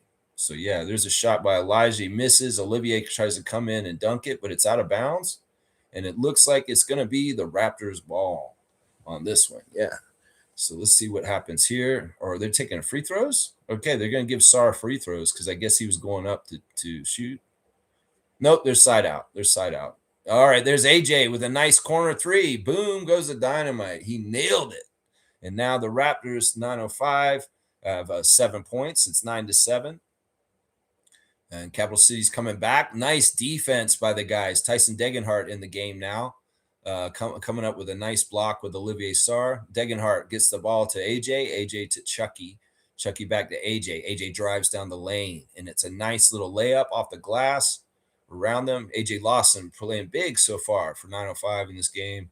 9-9. Tied up. Let's go. Hopefully the Scotiabank Arena crowd of kids is going great. Chucky Hepburn with the steal. The ACC Defensive Player of the Year is going to pop a three. He misses, and Capital City Go-Go rebound. Man, I don't like those threes by Chucky. That's 2 threes that I think were both ill-advised and not the best shot. A.J. Lawson gets the ball away from them, comes from behind. He gets the ball up to Chucky. Chucky gives it up to Elijah. Elijah gets the layup. He wants a foul. No foul by the refs. They're letting them play a little bit. 9-11 for the Raptors. Tried to get a drive. There's 2 flops, not really flops, but falling over. They want offensive fouls, but the refs aren't giving them any love on any fouls anywhere. It seems like the refs do not want to call anything right now. Jarkel Joyner coming in the game for the 905 right now. Yeah, nice shoulder into the chest of Chucky Hepburn, and the referees do not want to call nothing right now. That could go good for both ways, especially with an aggressive defense like the 905 have. So that's not a bad thing, honestly, if they ain't going to call fouls. But Elijah Martin wanted that extra point on the layup he made earlier. So Capital City at the line, if they make it, they get both the points. And now it's 11-11.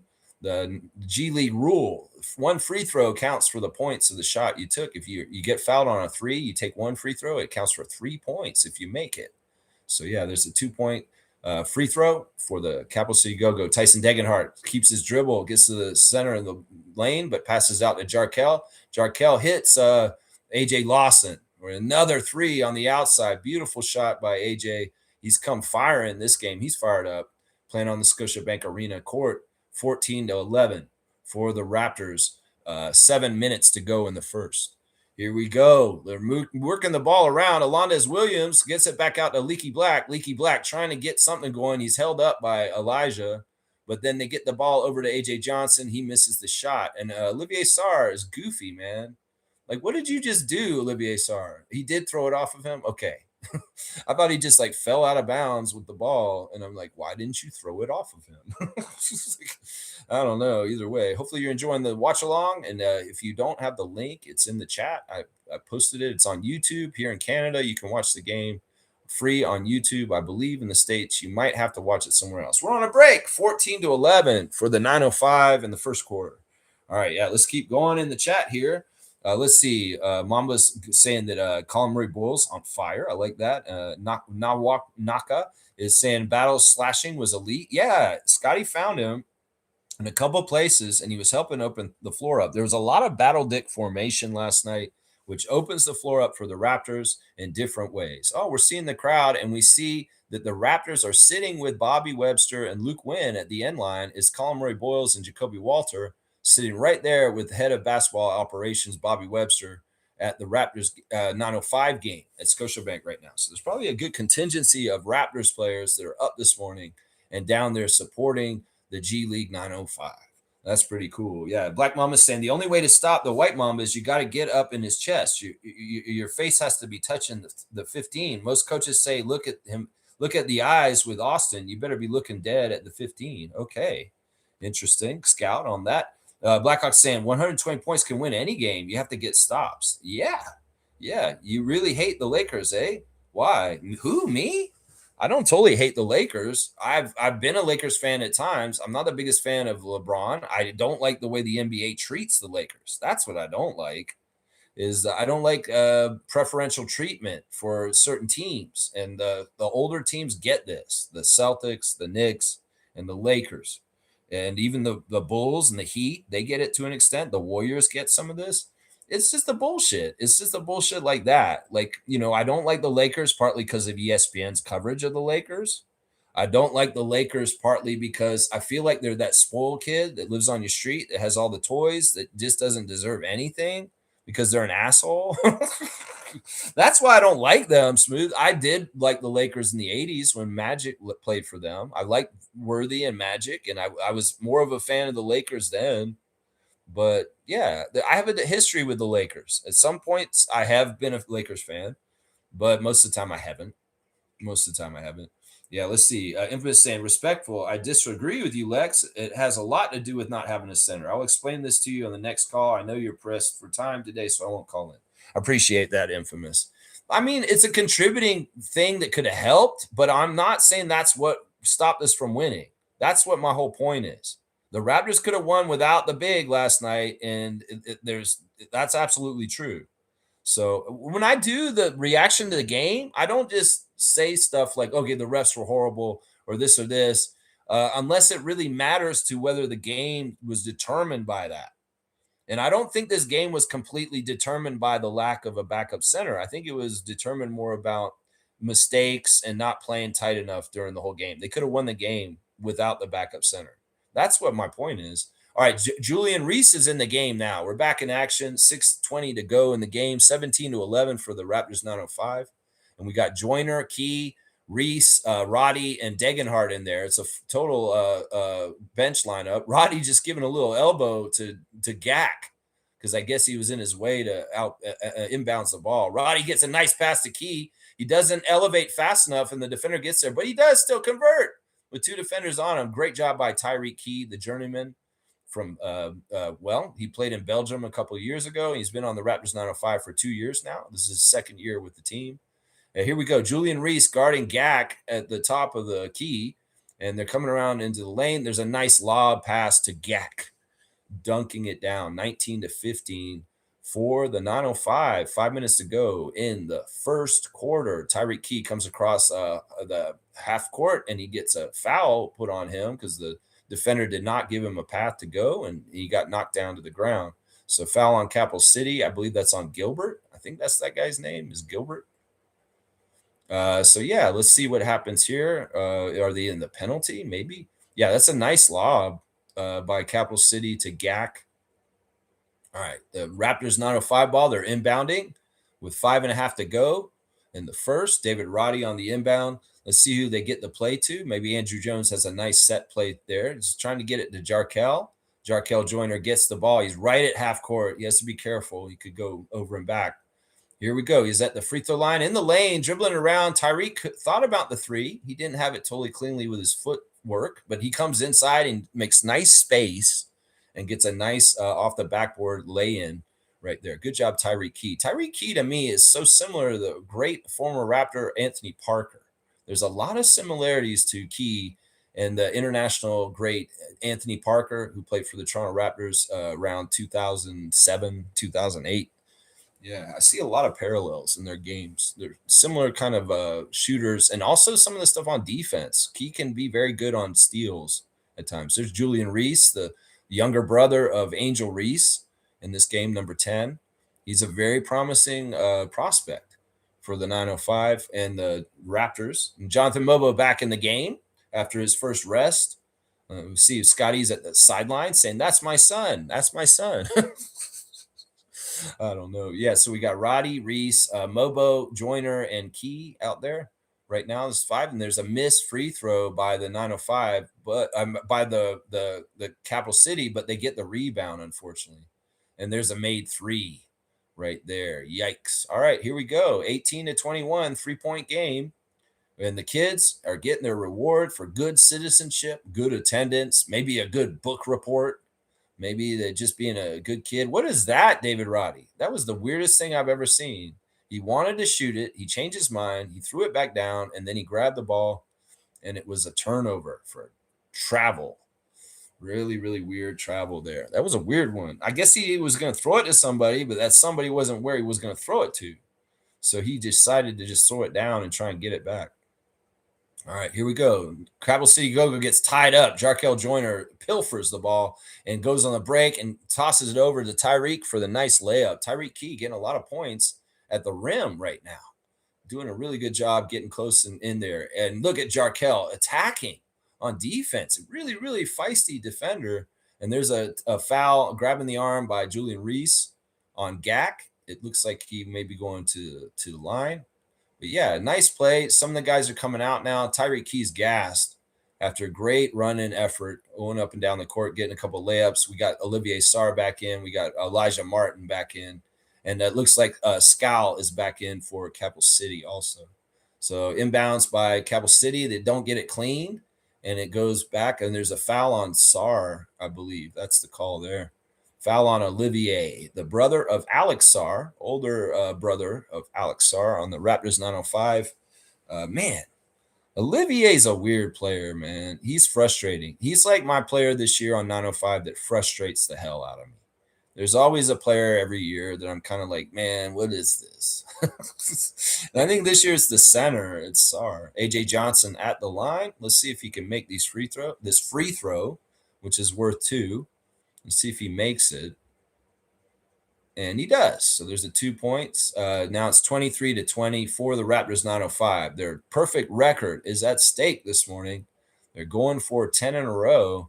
Can they do it? The Raptors tried to get 10 in a row last week, and they did not come up with it. But maybe the Raptors 905 can keep a perfect 10. Today, we'll have to see. Capital City Go-Go is susceptible to get routed here. So hopefully that's what we'll see. Elijah Martin with a crazy 3. Good defense by Capital City, even though they fouled him. It's going to be 3 shots at the 3 points at the free throw line. So Elijah, make this count. If you miss this free throw, man, that's not good. It's really not good. Really, really not good. Yeah. Smooth saying, I guess the parallel for me is the Clippers. I can't stand them. Yeah, it's not that, I can equally hate any NBA team in this league except for the Raptors and maybe the Spurs. But it's depending on eras. It's depending on players who play for them. It's depending on despicable acts. There's times where I've respected the Miami Heat and I've absolutely hated the Miami Heat. So it really is it's not a point blank thing. I just hate the Lakers. That's not true. There's a lot of Lakers stuff that I respect and I really kind of celebrate and think is awesome. Magic Johnson's a big thing. In the Showtime era Lakers, I can celebrate and say that they're absolutely badass. Now, the Kobe and Shaq Lakers, I don't like.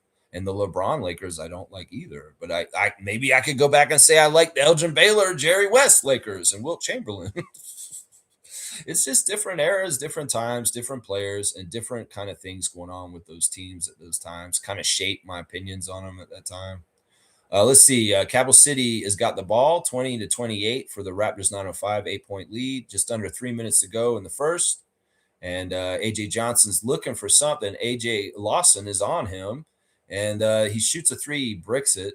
And Martin has the rebound. Martin dribbling up the court. Olivier Sarr kind of crowding him. He wants the three. He takes it, and he bricks it. Jonathan there is to clean up the basket, though. He tries to put it back in. He doesn't make it. But there is that Patrick McCaw in the game? No, Hogarth. Hogarth's in. Wow, they actually put Hogarth in early, and he got a little nice offensive board and put back. Good job by AJ Hogarth, one of the guys at the end of the bench who does not normally get in the game this early. Maybe it's because of, I don't know, maybe he's done really well in practice. He did hit a three at the end of the last game against Capital City. So maybe they're like, well, we'll put him back out there. We'll put him back out there. Let's see. Neil's saying this. Mobo only played a little over 5 minutes last night. He'll be fine for a 905 game. I know. Partly his prep and stuff like that. And also turnaround. Like, he played last night, but he's got to get up first thing in the morning and play this morning. It's kind of interesting. Black Mamba's saying, we held the greatest player of all time to 8 points. This Raptors team will forever be goated to me. Yeah, it's kind of interesting. It's kind of cool. In some ways, it's kind of sad, too, because you feel like this is a sign that maybe LeBron is winding down very soon, that this streak ended last night. In some ways, there is a little bit of that kind of feeling to it. Let's see. Smooth saying LeBron had a chance to extend his streak at the end of the game. He had an open lane. A dunk ties the game. IQ touches him, and it's and one. He made the play for someone else. I respect that. Yeah, for sure. Like I said, I had no gripe with LeBron James last night. I felt like he played like a legend, and he had a lot of class and dignity, and I respected what he did last night for sure. That's what I'm saying. In some ways, it's not always that I just point blank hate people or teams. It's really, in some ways, it's like, I'm looking at the whole thing, and like last night, man, LeBron was class act, and I'll give him a lot of credit for that. Now, when he threw the ball at Scotty's head, did I say that day? No.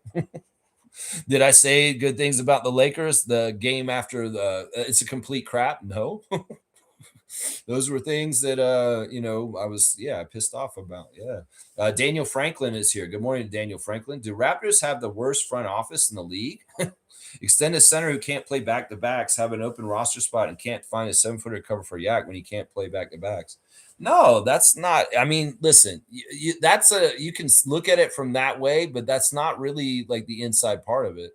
The inside part of it is the Raptors are doing some stuff with the cap, and they're trying to hit some deadlines before they fill the spot.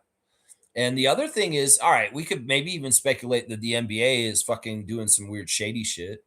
It could also be that this roster spot is staying open because we're waiting for Ulrich Shamshay to possibly come back, and we would get dibs on him and just add him right back. There's all kinds of different reasons for this.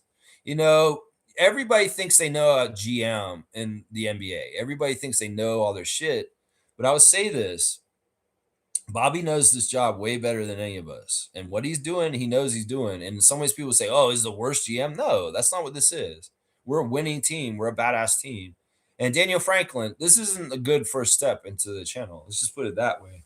Yeah, you can't find a 7-footer. No, you can find one. In some ways, it's like, look, you guys, that's why I don't want y'all to overblow this big thing right now.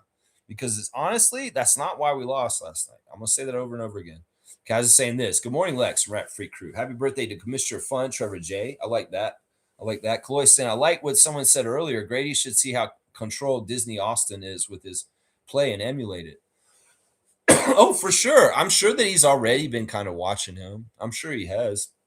All right, we're back in action. We're under 2 minutes to go in the first, and the Raptors 905 have an 8-point lead, 32-24. AJ Lawson is at the line, and he's had a nice start so far. He's got some good points already in the game so far. Let's see AJ make this free throw for 2 points real quick. Don't miss it. You really got to make these free throws in G League.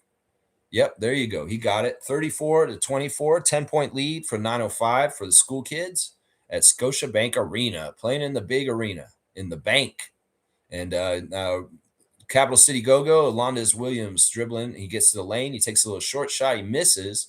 They get the rebound, though. Raptors 905 not able to collect. They throw the ball, and it goes back court, but it's going to be over and back, and it's going to be Raptors ball. They actually gave the ball to us. That's a questionable call, honestly. If I was Capital City Go-Go, I might challenge that call.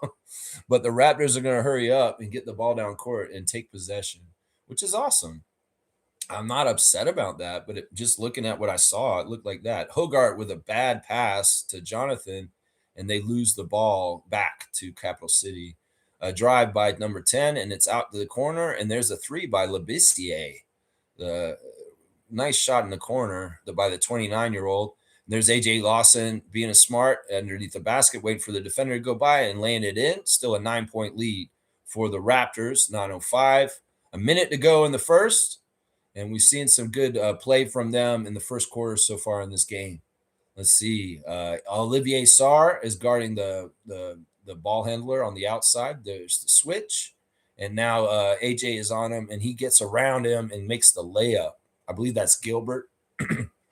Here we go. Hogarth in the game, getting some major minutes here. Number 25. He's dribbling around. He gives it to AJ Lawson, who elevates and shoots the three. He's just off. Rebound to Capital City. Coming back the other way. Let's see what they do here. Jonathan Mobo on the ball. Defensively. Now we got AJ Lawson on Gilbert. Gilbert gets in the lane. He passes it out, and he loses it to Hogarth. Hogarth steals it in the lane. He passes it over to AJ Lawson. Beautiful pass. Bounce pass by Hogarth over to AJ Lawson, who finishes it. It's an AJ to AJ play right there. Oh, big block by Olivier Sarr as Capital City comes back the other way.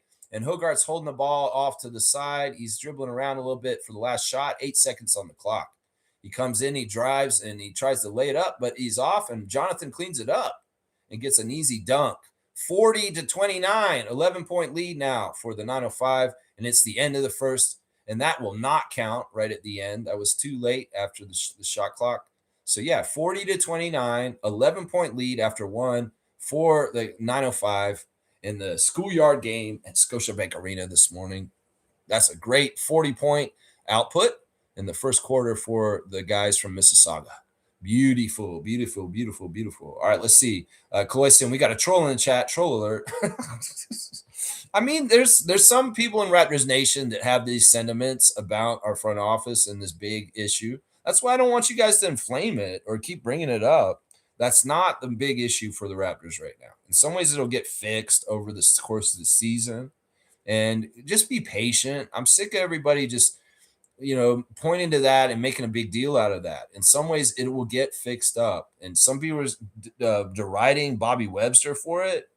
I mean, we don't know the method of his madness. Once again, he lives on the moon. I don't know what it takes to live on the moon.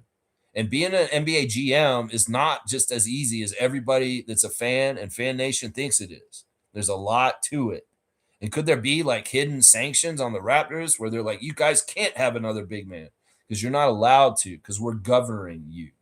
Because the governing of the Raptors does happen. I'm just saying. Yeah, Black Mama's saying Lakers got fans in hell. Lakers got fans all over the globe. It's true. They have a long, long history. And there's got a lot of people that are in different places. Yeah, in hell.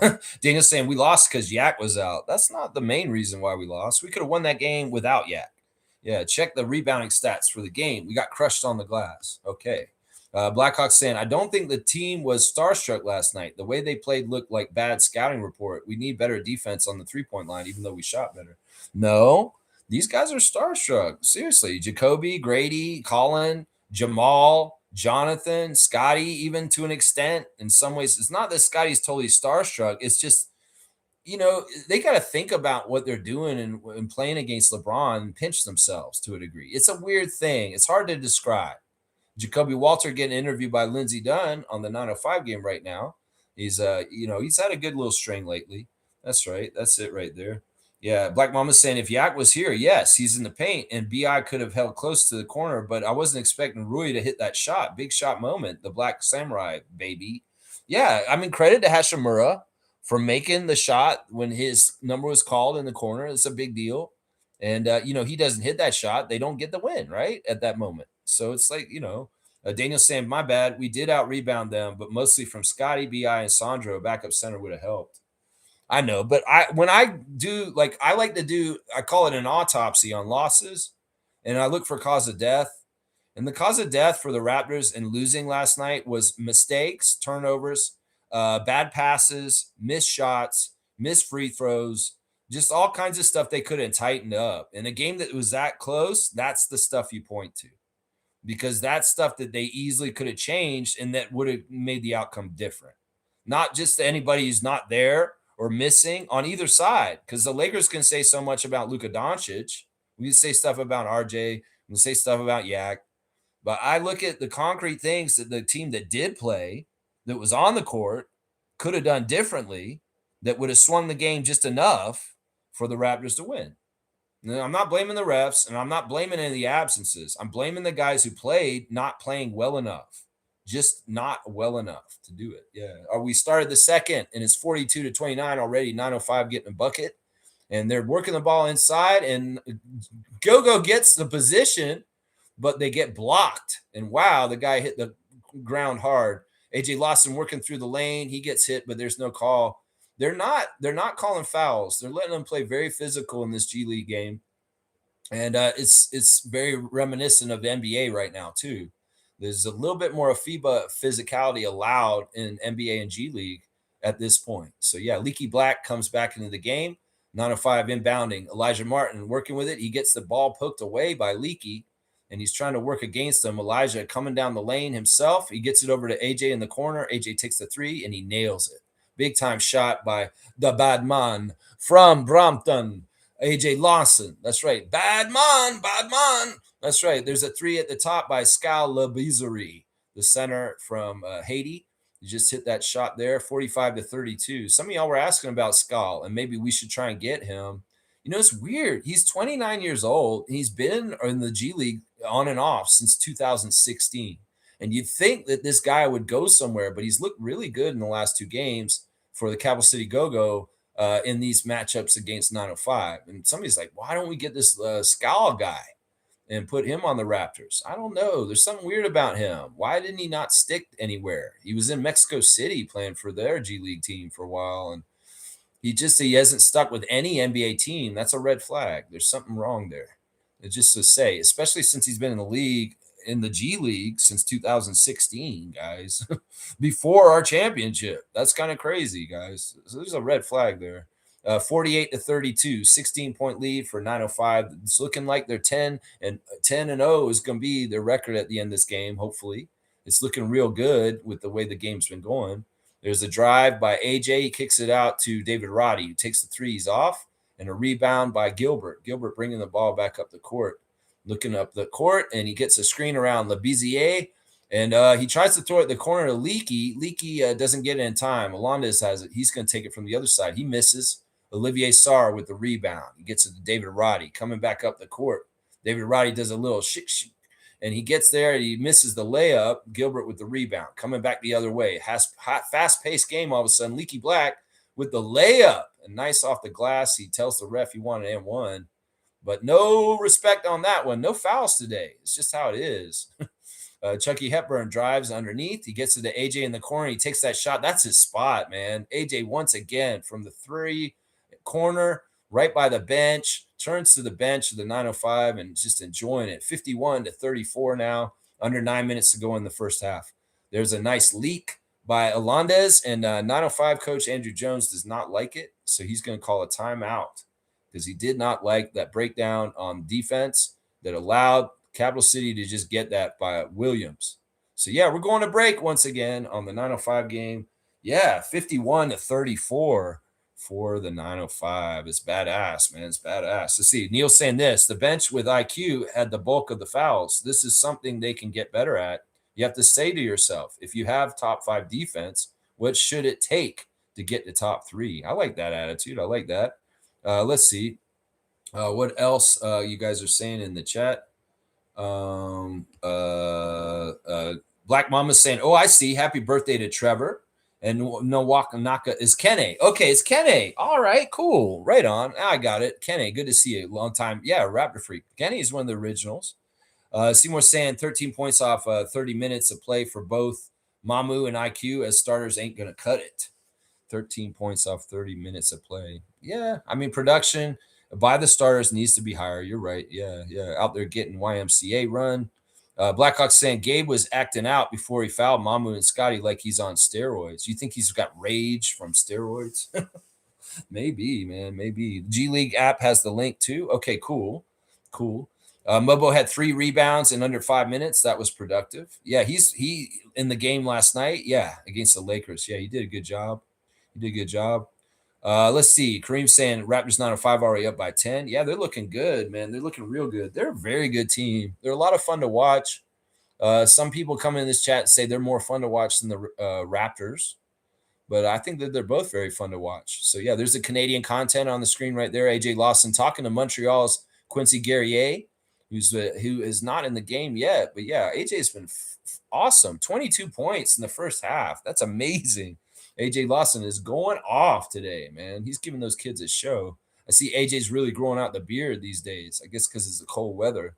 Keep his cheeks warm. All right, we're back in action. Jarkel Joyner over to David Roddy. And it looks like we've got Key and Juju Reese. And who's the other one? It looks like it may be Hogard again. So, yeah, bench lineup out there for Andrew Jones. Tyreek Key takes the 3, misses. And the rebounds, Capital Cities coming back the other way. Let's see. 31 drives the lane. He lays it up and in. Cutting the lead down 51-38. 8 minutes to go in the first half. It's crazy that AJ Lawson has so many points already in this game, and there's a lot of half to go still. David Roddy steals it and nails a 3 real quick. David Roddy gets about a 3 every game right now for 905. He's been doing pretty good. Kareem saying, I just want to see AJ play with this year's version of the Raptors. I was hoping he would have had the chance yesterday. Yeah, there's some reality that he could have had the path where he got in the game last night. Granted, he was the utility and the just in case of emergency player on the bench, along with Garrett Temple. So that's kind of where AJ was, even though he was suited up and could have played against the Lakers. But he's playing today, that's for sure. At halftime, I'll do the Instagram stories because I think AJ has something on there. David Roddy from the corner for 3, misses. 14-point lead for the 905 in the second quarter. Let's see. They're working it around. Skull has it. He tries to do a quick pass into the lane and it's successful. Tyreek Key falling down as number 1 for the Capital City Go-Go converts the basket, cutting the lead down to 12. Jarkel Joyner at the top, looking around, surveying the scene. He gets around a pick, and he gets blocked by Skal Labizari, and they're coming back the other way. Let's see. Number 1 passes it back to Skal. He's looking around at the top himself, and he's trying to get it to Williams. The Raptors 905 are pesky, and they get the hand on the ball and trying to just get deflections. Skal looks like he's hurt. He hit the ground real hard here, and he's just down. He looks like he's mad. I don't know. Yeah, 905's not waiting. David Roddy over to Tyreek Key, and there's a layup. Yeah, the guy's wasting his time laying around on the ground. You know, we're going to come back down the other way and put some points on the paint. 56-44, 6:15 in the game, and now in the half, first half. All right, let's see. They're working it around. 905, always a threat to steal and go the other way. Oh, that was not a foul. They did not call the bump back. There's no offensive foul there. And there's a layup, 10-point game now. Leaky Black with that score. David Roddy working around the pick for Reese. Reese is in the center in the court. He's not going to get the ball. Jarkel Joyner at the outside to Martin. Martin drives and goes strong. He tried to put it up in there. He took the contact. He got the foul. 55 going to the line to take a free throw for 2. And hopefully he can extend the lead back to a 12-point lead. That's right. We'll have to see. Elijah Martin, quiet so far in this game, but it's really been the A.J. Lawson show in Scotiabank Arena this morning so far. Yeah. So, yeah, where's the free throw? They're showing Tyreek Key. Yeah, Elijah Martin taking the free throw. Let's see what they do here. Yeah, the refs have been very, very swallowing the whistle in this 905 game so far today. Looks like they got a good portion of the lower bowl filled with the kids, but they definitely don't have the upstairs on at all. Nobody's sitting upstairs right now, which is too bad. They really coordinated it really well last year. They have so many people down there for this kids game. It's a lot of fun. Yeah, I'm trying to see which Raptors are at courtside watching the game right now. It looks like it's Shelby, Jacoby, and Colin, and Bobby sitting there in a row. It looks like that's who's sitting there. And Luke Wynn's there also, the GM of the 905. Skal with a 3 at the top cuts the lead down to 9. It's 49-58. 5.5 to go in the first half. Juju Reese back out to Jarkel Joyner. Jarkel Joyner back out to Elijah Martin for 3, and he nails it. Good shot by Elijah Martin, University of Florida NCAA champion. Elijah Martin with the 3, putting that lead back up to 12. And there's a steal by Reese, but they call it. There's finally a foul called by the refs on Juju Reese, who got the ball away from Skal, but there's a foul because I guess he got his arm. And they're going to side out it because it was a non-shooting foul. Jonathan Mobo entering the game again because of the foul on Reese. So he's back in for Julian, or for Jarkel, it looks like, unless they brought in somebody else too. So yeah, now we got Olivier, Chucky, Degenhart, Key, and Mobo out there right now. And Capital City is dribbling the ball around. It's Johnson. Johnson drives. He gets. It looks like it's out of bounds, and they're going to give it to the Raptors. Okay, interesting. It looked like a kick ball on Jonathan, and it went out on Jonathan. But they're going to go ahead and give possession to the Raptors 905. Okay, that's fine with me. Once again, a weird call that didn't look right, but it's for the 905, so I'm not complaining. Chucky Hepburn waiting to pick up the ball, and here he is. He's across the half-court line, and it looks like they're going to bring A.J. Lawson back in very soon. Chucky Hepburn to Degenhart. Degenhart to Key. Key back to Hepburn. Hepburn down to Degenhart, who's got good position. He makes some room, and he nice little off the backboard layup by Tyson Degenhart. Very fundamentally sound. Make the space, protect your shot, and execute. Make sure it goes in. Olivier Sarr and Jonathan Mobo guarding the ball, and there's an outside 3 by Skal. Again, the center for Capital City Go-Go, bombing threes right now. And it looks like Andrew Jones doesn't like that trend, so he's going to call a timeout and talk to his team.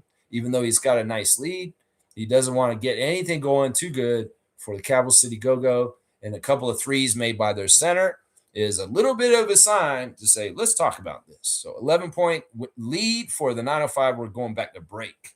That's right. All right, let me see. Let's go look at Raptors Reddit real quick. Jamison Battle ain't just a spot-up shooter. Yeah, he's a cutter, and he's also a dunker, and he's also been doing some good stuff with rebounding and defense also, for sure. Let's see. Raptors Reddit is some of the stuff they're saying. There's a little bit of overreacting to the Lakers game last night. And somebody still wants to name Colin Murray Boyle's Combo as his nickname. Combo? I mean, it's not a horrible nickname for him. Combo? I don't know. It probably will stick and come around and be like that at some point.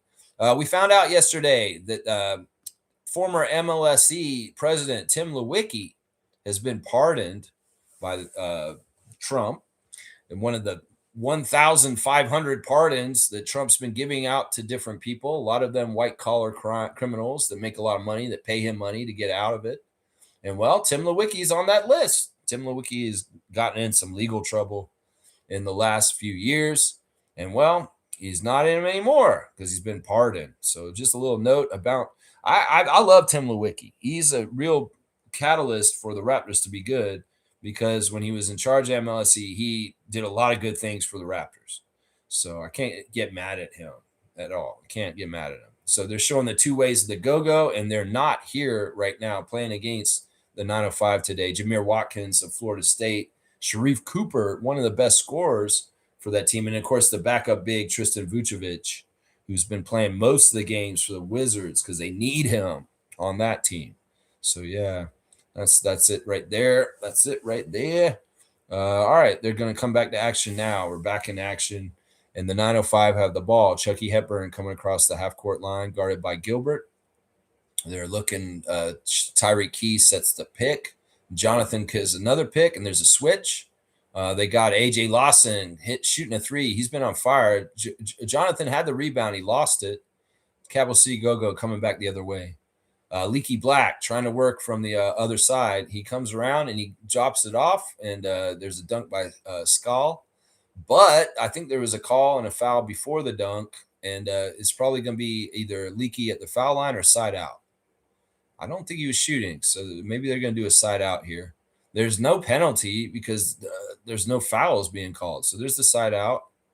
Let's see. AJ Johnson throwing it in. He gets it to Scala Bizri. Back out to Gilbert. Gilbert's directing traffic, trying to get them going. Leaky Black comes around with the false pick. And there's a foul there probably. But no, they didn't call it, and they'll just keep the ball for Capital City. It looked like Sarr kind of fouled him. Maybe it was just an overreaction by the Capital City Go-Go player. Tyreek Key coming out of the game.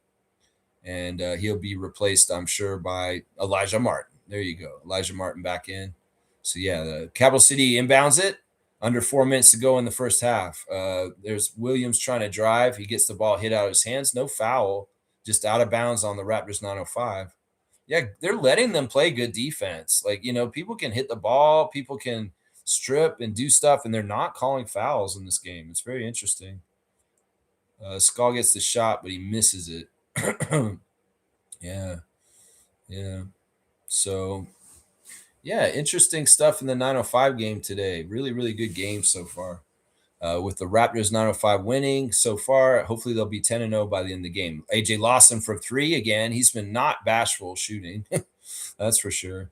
905 got to get back because there's a transition dunk by AJ Johnson right at the rim and a lob. Nice shot, a nice dunk by the youngster.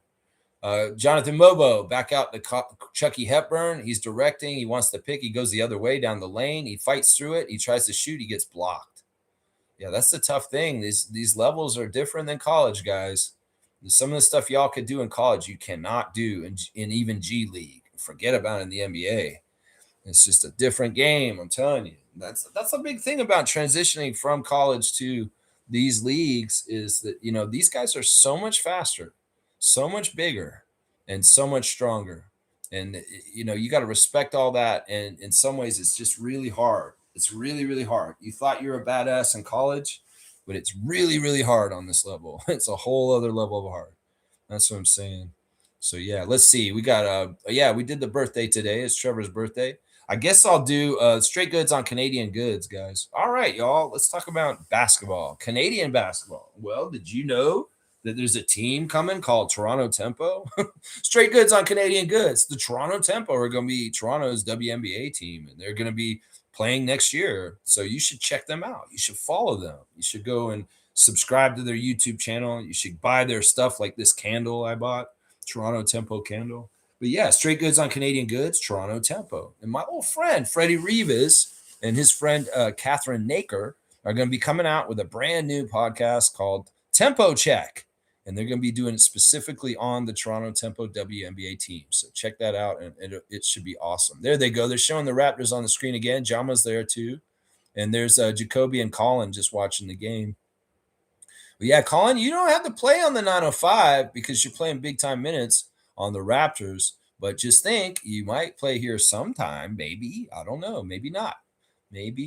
injury could be a reason why somebody has to play on the 905 for some reason. I mean, LeBron was playing on the G League team for the Lakers earlier this season, coming back. So that's part of it. Hey, offensive charge on AJ Johnson, AJ Lawson drawing it. Good job, AJ, on AJ foul. And the Raptors get the ball. Turnover for Capital City Go-Go. And it's an 11-point lead, under 3 minutes to go in the half. It seems like this is just taking so long to get through the second quarter. Chucky Hepburn dribbling with AJ Lawson. AJ Lawson coming around. He gets it over to Olivier, who throws a horrible pass and turns the ball over. Leaky Black stealing it. But then Mobo deflects it, and we get the ball back the other way. Elijah Martin goes up strong and makes it after, I guess, a foul. Did they count that basket? They should. I would hope they count it, but maybe not. Maybe they're going to say the foul was before the shot. So, yeah, nice job by Jonathan. He's keeping up the same energy that he had in the last game against Capital City, where he had 7 steals. Lots of deflecting and getting his hand in the cookie jar and just being a pain in the butt for the other team. Elijah makes the free throw. So now it's 67-54, 13-point lead for Mississauga's 905. 2.5 minutes to go in the second quarter, and they're driving, and they missed, and the Raptors chase it down. Elijah Martin coming back the other way. AJ Lawson to Chucky in the corner, and Chucky nails the three-pointer in the corner. Nice look by AJ, looking for Chucky in AJ's spot that he likes to shoot from. And, yeah, nice job by 905. They're just playing sound, fundamental team ball, great defensive effort together, and also looking for each other on offense in an unselfish way. And that's not normal for G League teams. Let's just put it that way. All right, Alondas with a three-point shot. He makes it, number 31 for the Capital City Go-Go. Having a pretty good game so far with some of the baskets he's been making. Jonathan all breaks free and easy dunk, throws it down. Jonathan Mobo padding his stats and getting even more. These Raptors 905 look like they're going to score like 150 today. The way that this score is inflated at 72 already. They've scored a ton of points already, 40 points in the first quarter, and it looks like they could maybe get to 80 in the second, which is crazy, 80 points at halftime. So we'll just have to see. So, yeah, hurry up in the last minute and 20, guys, and get 8 more points. They could do it. I could see them doing that, man. Jarkel Joyner back in the game as sub real quick. Let's see what happens here as far as, like, maybe the Raptors 905 can increase this lead to 20 very quickly, just at halftime real quick. Let's see. Jarkel gets it to AJ. AJ has been so deadly in this game. He drives and he lays it up. He's just off on the layup. It rolls off the other side. Elijah doggedly guarding the ball. They're trying to get to the different players on Capital City. Let's see. AJ Johnson, fancy dribbles around Sarr. He lays it up off the glass. Wow. Yeah, that was a nice move against a bigger defender by the young Johnson. Let's see. Jarkel Joyner is going against AJ now. And let's see if he can get around him, maybe make something happen. He's kind of playing for possession times. I guess they're not going 2 for 1. He goes out and he hits Elijah Martin for 3. He misses, and Capital City grabs the rebound. Looks like Capital City will have the chance to shrink the lead instead of 905 increasing the lead at this point. This about a 10-second differential on the shot clock with the game clock for the end of the half. Let's see what they do here. Gilbert drives, and Sarr tries to take the foul, but he got hit in the nuts, and he got a blocking foul. So no offensive charge. It was all in vain. And, well, yeah, it's just that. And so we'll see Capital City go to the line. It will be Gilbert at the line. Yeah, he nailed him right there. Yeah, I don't think he was moving. The problem was that Sarr was inside the restricted area. I think the back of his feet were actually on the arc, and that's why it's a blocking foul. Even if his feet were set and he wasn't moving, you were too close to the basket. Is what I think it was there. Jonathan Mobo was sitting down. And yeah, I'm surprised that the kids crowd isn't more filled out. I guess they didn't get enough school buses of kids down there. It's like, where are all the kids? There should be way more kids at this game right now. Last year, y'all got like 13,000 down there. It's crazy. Or 19,000. It was crazy.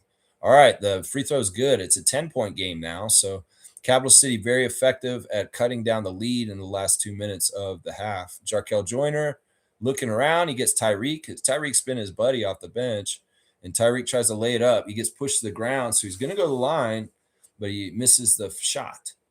Yeah, number 5, Tyreek Key, was on the Raptors 905 last year. He's a veteran of this team from last year. Him and Quincy Guerrier and Jonathan Mobo and are really the holdovers from last year that are on the team this year.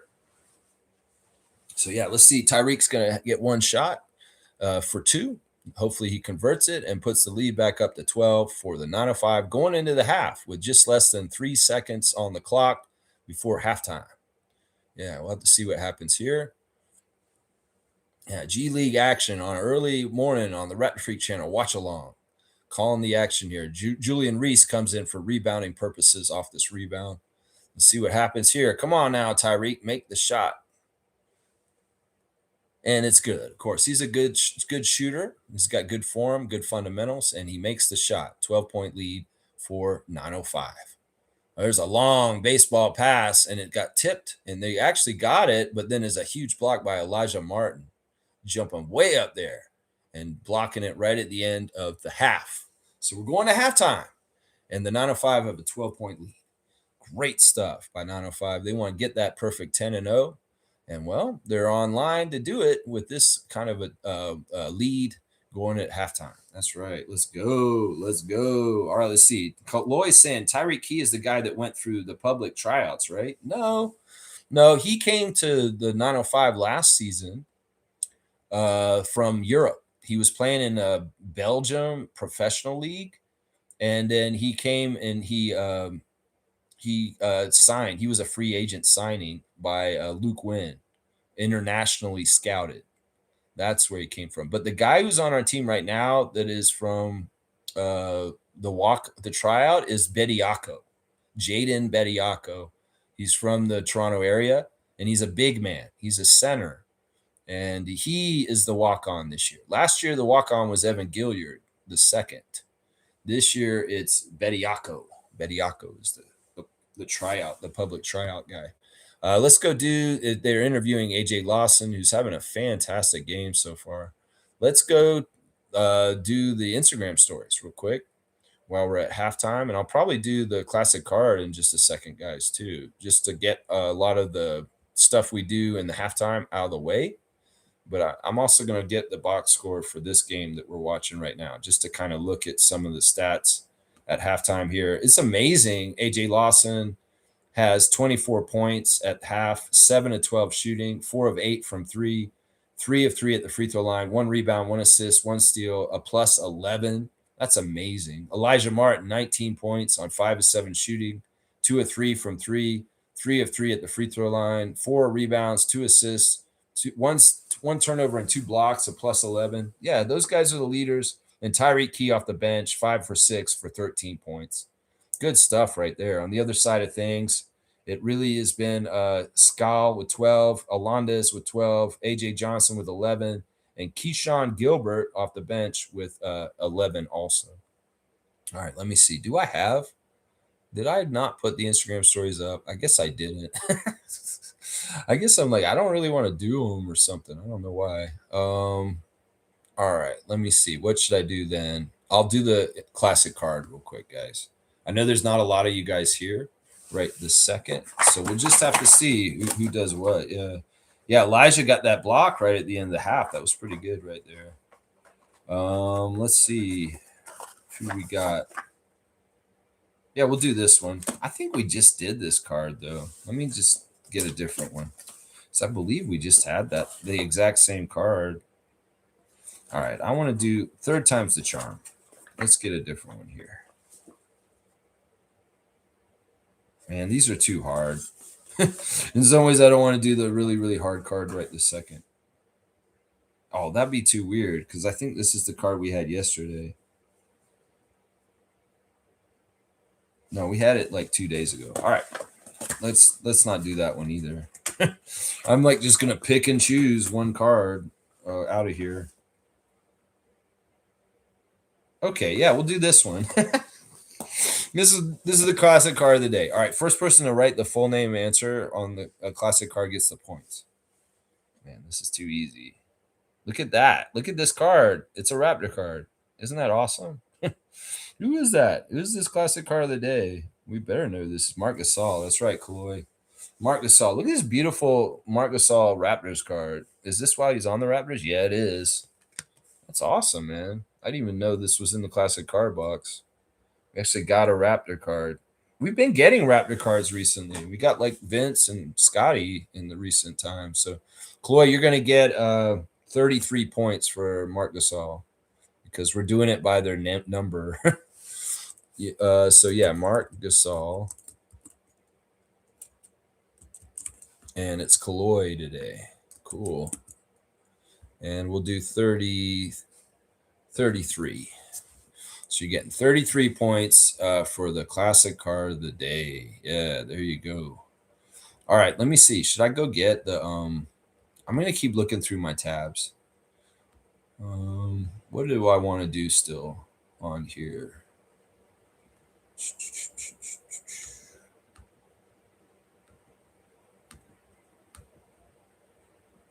I mean, we could talk about the Laker game some more. I kind of said what I wanted to say about it. Yeah, maybe I'll do the Instagram stories real quick. Why not? Might as well. Let's see. Scotty Barnes has posted something on from National Ballet introducing your Cannondalls this season. Scotty Barnes and Jamal Shed of the Toronto Raptors. So you know what this is. This is going to be crazy. Okay. A couple years ago, two of the Raptors dressed up and were part of the ballet on stage. And it was Lowry and somebody. I forget who the other one was, but Kyle Lowry did it. They're doing this is the thing where Scotty's going to be a part of the Christmas play for the ballet, and he's going to dress up as a cannon doll. So him and Shed are going to go be a part of this production and be on stage. And this is probably something pretty cool for Scott that he can, he gets this because he loves theater. I'll bet it'll be really fun for him to do this and to be on the stage doing this. So this is pretty cool. Scotty's going to be a cannon doll at the Toronto Ballet this Christmas time. So that's awesome. Happy first birthday to the Tempo. Toronto Tempo president Teresa Resch is saying happy birthday. So I guess the Toronto Tempo started on this date last year, the naming of it. So they're saying happy first birthday to Tempo today. So there you go. Straight goods on Canadian goods. Happy birthday, Tempo. Y'all get with your WNBA Toronto team. That's right. That's awesome. I like that.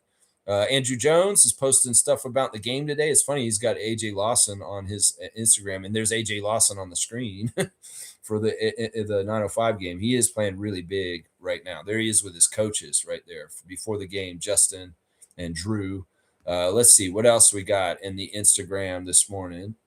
They got Candace Parker on Savannah Hamilton's Instagram stories talking to Matt Barnes on All the Smoke and talking about like the pay for the players and the salary in the WNBA and why things are important. There's Jared Roden showing cool stuff in France. He got a pretty good score in the last game he played. I think he got like a 26-pointer in the last game he played for Paris, which is awesome.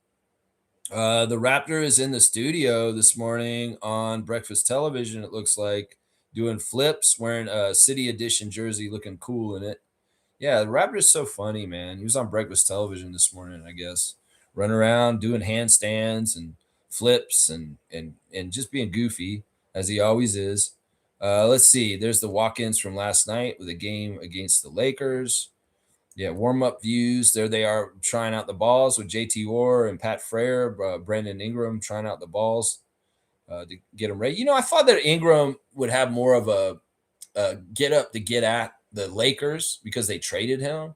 And then in some ways, doesn't he have this really like, I'm pissed off, I want to like kick their ass revenge in him against the Lakers because they did trade him, Curtis Andrade and Jacoby keep doing this kick and pregame ritual. He's starting to do something like Siakam used to do with kicking the ball, and then he takes a shot. Pretty cool. The look back, there's Scotty's look back on Raptors official Instagram stories. Yeah, score 120 to 123. It's tough. It's tough, man. Jack Armstrong is going to be at Sherway Gardens for a fan access holiday pop up from 10 to 9:30 p.m. Oh no, from 1:15 to 2:15 today. He's there today, guys. So in about an hour, you want to go see Jack Armstrong, go to Sherway Gardens, and he will be in a pop-up store for an hour or so there. So you got to go see Jack today if you want to go see him. Let's see. Lindsey Dunn's at the sideline of the 905 game, posting Instagram stories right there. So let's see what else we got. Jamal McGlure's putting on blast that the fan access for the Raptors are doing a 7 days of gifts thing, some sort of promo. I'm not sure what that's all about. Let's see. What else do I have on Instagram right now? Yeah, I didn't have it set up exactly the way I normally do it. So I'm going to come back around and catch it on this side too. All right, I already looked at those accounts. Let's look at Jamal Sheds. Jamal's got this really cute picture of him as a kid, and I think with his brother. And I think it's somebody's birthday today. So Jamal's always wishing happy birthday to like somebody in his life. Oh, it's Jade. It's his buddy who plays on the Denver Broncos. It's his birthday. Yeah. So he's saying happy birthday to him. Let's see. Jacoby Walter. There's that part I was just talking about. And he's also putting on blast old teammate from Baylor, number 43. He's the real deal. Is what they're saying. Let's see. What else do we have on here? Fred VanVleet is got more going on. He's got Cabby on his new Fred VanVleet Unguarded podcast. So the real Cabby, our guy Cabby from TSN and the sports up here in Canada, he's appearing on Fred's show. So we'll have to see what Cabby had to do with Fred VanVleet Unguarded podcast. Very, very interesting to find out what that's all about. Let's see what else we got in Instagram. What else is happening here? It's really cool that Sky's doing the ballet. Very, very cool. There's Alvin and Matt from the game last night on Matt Devlin's Instagram. LeBron James and a picture of Eric Smith posted about him coming off the court after the game last night, celebrating the legend LeBron right there. Let's see. Who else do we have in the Instagram that's interesting? Let's do Slim Duck. Slim Duck is got point of view, me being unable to control my facial expressions when someone says some dumb shit to me. Also, Chris's son was put on a reward for preschool or something. So he had a picture of his son he's proud of from preschool. So yeah, there's stuff going on with Chris there. There's a rumor that Brandon Ingram has gotten married to Glorilla, guys. I don't know if this is true, but it could be true that Brandon got married this week and he got married to Glorilla. There's a rumor out there right now that is true. I don't know. There's your Instagram stories. Yeah, I don't know, man. It's crazy. Yeah. It's like, do you think Brandon got married to Glorilla? That's what I heard, man. Kaloy saying, can you legally have a triple digit number in the NBA? Like if I want to wear jersey 500? No one has ever worn a triple digit jersey in the NBA's history. Nope. I've never, ever heard of that happening.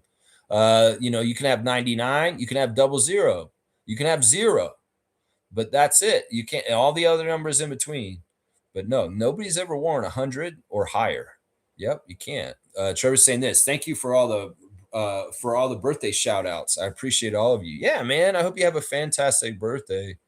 And it's just full of warmth. Say there's a guy who's in the middle of a freezing studio. And just happiness and goodness and love and good food and good spirits, both kinds, and just happy times. That's what I wish for you, Trevor, especially this weekend or your birthday weekend. That's right. So yeah, I'll hopefully go to the game on Sunday. I'm not for sure, but I'm probably going to go to the game on Sunday, and we'll celebrate your birthday in person with a Raptors win over the Celtics. How about that? That's right. They're getting married in the spring. Okay, so they got engaged. So he didn't get married yet, but Brandon and Glorilla have gotten engaged. So she got a new ring. That's what you're saying. Wow. There you go. Raptor Freak Channel's on it. There you go. There's the news. Brandon Ingram and Glorilla are engaged to get married in the spring. Okay. Lots of stuff happening here. Oshai may be having a baby right now, and Luca had a baby, and Brandon Ingram is engaged to get married. That's right. We're coming back from halftime shortly in the 9:05 game. We're going to watch along, watching the 9:05 play the Capital City Go-Go at the Scotiabank Arena this morning. And well, let's see if they can keep up the great effort and keep the lead and get their 10th victory of the season. 10-0 for the season. They have been that good. And a lot of these games that they've won have been routes. I'm not going to lie. They've been routing people. They've been beating people bad, like 30-point victories. So 905 are in a class of their own amongst the G League right now. That's why I'd love to see them get accolades, like win the Showcase Cup, get the G League championship at the end of the year, because there's 2 seasons with the G League, and we're in the Showcase Cup tip-off tournament. And, they're perfect in it. So why not try and win the whole thing? So, yeah, they're counting down the numbers. They're showing the stats. The 905 shooting 56% in this game so far. It was 74 points in the first half. 9 3-pointers for them. 9 of 21 shooting. They made all 7 of their free throws. They're getting out rebounded by 4. But, yeah, the assists 21-15 for the 905 also. Yeah, it's the most points in a half this season for the 905 is 74. This is the most they've had this season so far. That's fantastic. There you go. Mobo getting some dap from the coach, coming back out on the court to get ready to play the second half. Pretty good first half for him. There's the Raptors championship banner for 2019. We got to get a second one and put it up there very, very soon. That's right. That's what I'm saying. All right, we're back in action, and the Capital City Go-Go are inbounding the ball and coming back from the right to the left on the screen. Yeah, just back into the third quarter, and we got them working around. Johnson is being guarded by Hepburn, and there's Leaky Black holding the ball. He tries to throw it inside, but Johnson's not watching, and they throw it away. The ball will be inbounded by Jonathan Mobo, and the 905 will get their first attempt to make a basket in the second half. Malo, the referee from Montreal, helps Jonathan inbound the ball, and we're coming across the court. Chucky Hepburn, the point guard, looking around. We get it to Elijah Martin. He gets a little bump at the top, no call, but he takes the 3. Actually, there is a call. A little bit of a late whistle just for the bump. Maybe the refs are going to tighten up a little bit in this second half in contrast to the way they called it in the first half. So that's a sign right there, calling a quick foul right away just on a bump. They weren't calling that in the first half. Let's just say that. All right, inbounding, Sar to Elijah. And AJ elevates and shoots. He's just off. It's a brick, but they're going to call another foul. So they are a little bit more happy with the whistle at this point. And that should be a 3-point free throw by AJ because he was in the act of shooting. And this is a very, very important free throw because it's 3 points. A single free throw for 3 points. It's tough. That's right. Kaloy saying, I really like when BI was being a playmaker in the first half. I think they are going to gradually move off the pound the rock ISO eventually. I, for one, like it that we saw the limitations early. Yeah, I'd really like Brandon to get more comfortable with his teammates and get to know them better. So the synergy is better and better as the season goes on. And he's playing when the doubles come, he's really finding people. Kareem asked Darko this after the game last night. Is Brandon finding the doubles fast enough to pass out of? And could you get him to pass sooner out of the because he feels like he's holding on the ball too long in isolation. And there may be some truth to that. I don't like Eric Kareem mostly, but his point, he did have a good point in the interview afterwards. Capital City got a couple attempts and they missed it. Nice long pass to Jonathan Mobo, but nothing there. He holds it up, and Chucky's going to hold it here. And he's dribbling against the center, but he gives it back to Jonathan. Jonathan's going to attack Skull, and he throws up a little one-handed left-hand shot. He misses. It's off the rim. And A.J. Johnson over to Alondes Williams, who's got the ball. He's dribbling around Labizier's screen. He passes it back to him. He tries to get the ball to a cutter on the baseline. He's not successful. And Williams will take the 3. He misses. A.J. Lawson with the rebound, coming back the other way. 9:05 with a big 15-point lead. He tries to throw it to Olivier. Olivier gets fouled on the positioning by Leaky Black, trying to hold him off. underneath the smaller player on the center for our team. He had to foul him because of positioning. So it'll be a side out for the 905 on their end of the court. And we'll have to see if they can convert this here. Kareem saying, Luka been in LA and a whole 9 months later, he's having a kid. Go figure. The women out there are leeches. Yeah, he's got a wife, and this is their second child. And it's the kind of thing where I think Luka had his first child last year, and he wants to have kids that are like close in age so that they can have siblings. So it's they're both daughters, apparently, is what I've heard, is that Luka had another daughter, and he had a daughter last year. So it's like an older sister and a younger sister. All right, here we go. AJ Johnson going right down the lane, and he's not successful, but he got fouled in the air. The refs are definitely calling fouls this half. They did not in the first half. We've got already almost more fouls in this first 2 minutes of the second half than the whole first half. It's kind of crazy. They're calling it now. Yeah. So 905 can keep the lead and just keep going. It won't matter if they're calling fouls or not, when they are or aren't during the game. AJ Johnson with the free throw, and he makes it. 2 more points on the board for Capital City, 64-79. Still a 15-point lead for the 905. Jonathan Mobo driving into the lane, a nice little scooping layup, but he misses it short. But it looks like he might have been fouled on the second attempt by Scal Labizerie. Yeah, the center from Haiti for Capital City. Yeah, let's see how the replay. He's coming through. Oh, the foul's actually on Johnson, I think, over the back.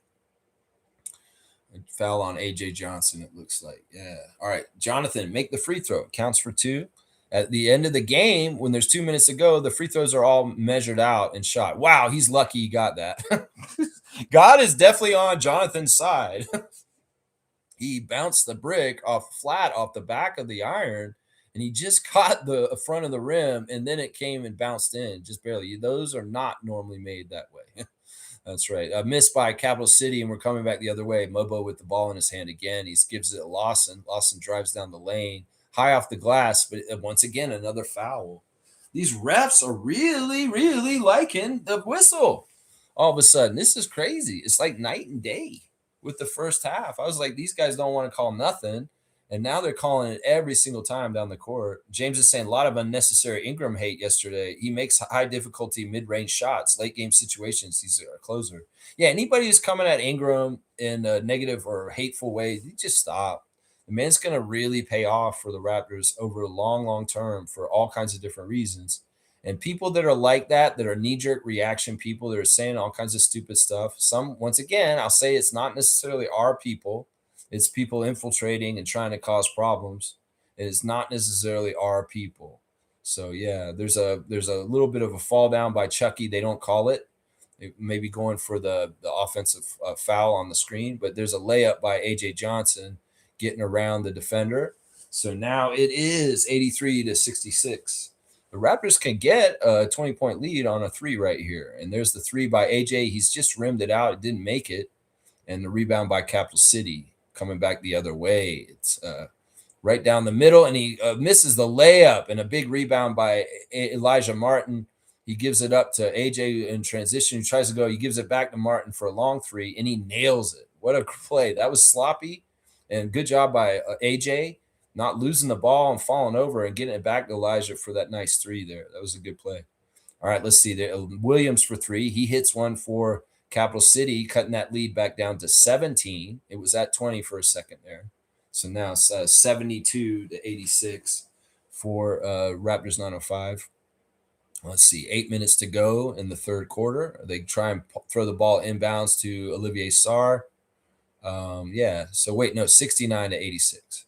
Yeah, coming back the other way, Alondas again. He wants to shoot those 3s. He's been shooting them pretty good. And AJ got a hand on it. He almost stole it. And Johnson out to Skal for 3. He's been money. That's like the third 3 for the center for Capital City in this game so far. Let's see. AJ Lawson working against AJ Johnson. He throws it in to Sarr. Maybe not the best pass. And it's still Raptors ball. And Capital City should have got the ball. If he knew it was out on them, he should have grabbed it, AJ Johnson. But he let it go out. It's kind of goofy. Coming back into the game, Tyson Degenhart and Julian Reese. reserves coming in for Sar, and I don't know who the other guy that came out is. Here we go. AJ Lawson, quick inbounds three. He bricks it, and Keys got it. Keys dribbling around at the top. He resets the offensive set. He's out there with Hepburn, Reese, Degenhart, and Lawson. That's a miss by Key. Coming back the other way, Capital City, they kind of have numbers. Miss. He tried to throw it in, Johnson, and he missed. AJ Johnson of Capital City Go-Go. So, yeah, 7:13 to go in the third. G League, early G League action on a Friday morning. Scotiabank Arena, the perfect Raptors 905, 9-0 record on the line. On the line, as we see Jacoby Walter and Colin Murray Boyles on the baseline watching the 905 play right now. AJ Johnson at the free throw line. He'll shoot 1 for 2. Let's see if he makes it. It's good. So now 74-86, 12-point game now. So Capital City chipping away at the 20-point lead that the 905 had just momentarily ago. Chucky Hepburn drives, and he gets blocked by AJ Johnson, but there's a foul, it looks like. The foul is on Johnson, and Chucky will go to the line. Yeah, let's see where he got him. He's holding his hand when he's driving in. Yeah, and then he kind of cross-armed him when he came up with the shot. So, yeah, there were 2 fouls there. There was a foul on the dribble where he's actually holding his arm, and then he got him across. Yeah, you can't complain about that, coach of the Go-Go. He did that. 88-74, 7 minutes to go in the third. Let's see if the 905 can get a stop here. And, I'd like to see them blow them out by 20. That'd be awesome. Do a nice thing for the kids and their citizenship reward to coming in the game. There's an attack to the basket by Alondes Williams. He threw it up. He got fouled. He did not make the shot. So he'll take a free throw for 2. Chucky Hepburn's wondering what the hell he did. He's like, I didn't do anything. Why did you call that? Well, this is a different game, obviously. Halftime has changed the refs. They found their whistles, apparently. Maybe they came out in the first half and they didn't have whistles. Like, where did our whistles go? Oh, we better go get some ordered. Send them to the arena. And they got them by halftime. So now they got whistles all of a sudden. It's kind of crazy. Kind of crazy how they're whistles all of a sudden. They didn't have whistles in the first half of the game. They got the crew out there throwing the shirts at the kids. Yeah, there's a lot of empty seats. Normally they do a better job of filling the school day game. So maybe the kids weren't good this year. Not as many good citizens. So they didn't get to go to the game. I don't know. Maybe they need to get more areas of the city down there. Because, man, last year was so impressive. This game last year was completely full. And they had a sold-out arena. And I'm telling you, it's a potent mess when you have the whole entire arena is all kids. They're so loud. They're so loud. And it's amazing the energy that they can build from being so loud. So I kind of wish this was what was going on, but alas, this is not the same. That game actually broke the record too for attendance for G League game, the 905 game last year in Scotiabank Arena, because they filled the Scotiabank Arena, and G League teams don't normally get that kind of crowd for games in any kind of way anywhere close. I mean, I've seen G League games where 12 people are sitting in the crowd, and that's it. 12 people, let alone 19,000 people like they did for this team last year. So, yeah, it's crazy. All right, Mobo's getting a nice earned rest, sitting on the bench, drinking some water. He's got 8 points today, 3 of 6 shooting on 3 rebounds. Yeah, Jonathan, man, you're doing great, man. I think that you're just rolling with everything this season so well. And it really suits you, and it's gonna benefit you in the long run. Trust me. This is gonna be a good thing in the end, that you're getting so much time on 905, and you're also on the Raptors. I'm telling you. All right, they're inbounding the ball. Gilbert into Labizier, and let's see what happens here. Jarkel Joyner is the guard. Let's see. They move it back to Skull. Skull's at the top of the key. He wants to shoot, but he doesn't, and he gives it to Leaky. Leaky gets fouled by Jarkel. It's kind of a dumb foul. In some ways, Jarkel Joyner is like, whatever. Leaky Black's a hard player to kind of contain. He's leaky. I mean, there's always kind of stupid jokes there, but Gilbert inbounding again. Let's see who he gets it to this time. They're almost got that problem with the late throwing. Man, that was a give and go off the inbounds. It was just crazy. Gilbert gets a layup. That was way too easy. 905 better not get it back down to single digits. I'm sure Andrew Jones will be pissed off and he'll be calling a timeout immediately. There's a nice baseline drive by Degenhart, but he's got go-go players all around him and he can't convert and he loses the ball and they're coming back the other way. They try to lay it up, but Degenhart gets the rebound. Coming back, David Roddy. It's a big guy to be a point guarding it up out there. In some ways with his crossover, he's pretty cool. He goes up and under, and he's choosing strength, but he doesn't get enough to go over Skull. Skull blocks him pretty much. And here we go. He steps right into a three coming the other way, maybe an ill-advised three by the center from Kentucky. But yeah, the 905's got the ball coming back the other way. Degenhart tried to get these passes are not like smart passes. There's too much of the defender is in right there to just kind of pick it off. So they need to read things better. Jarkel trying to steal the ball. Capital City keeps it. They're working the ball around, trying to go against Degenhart.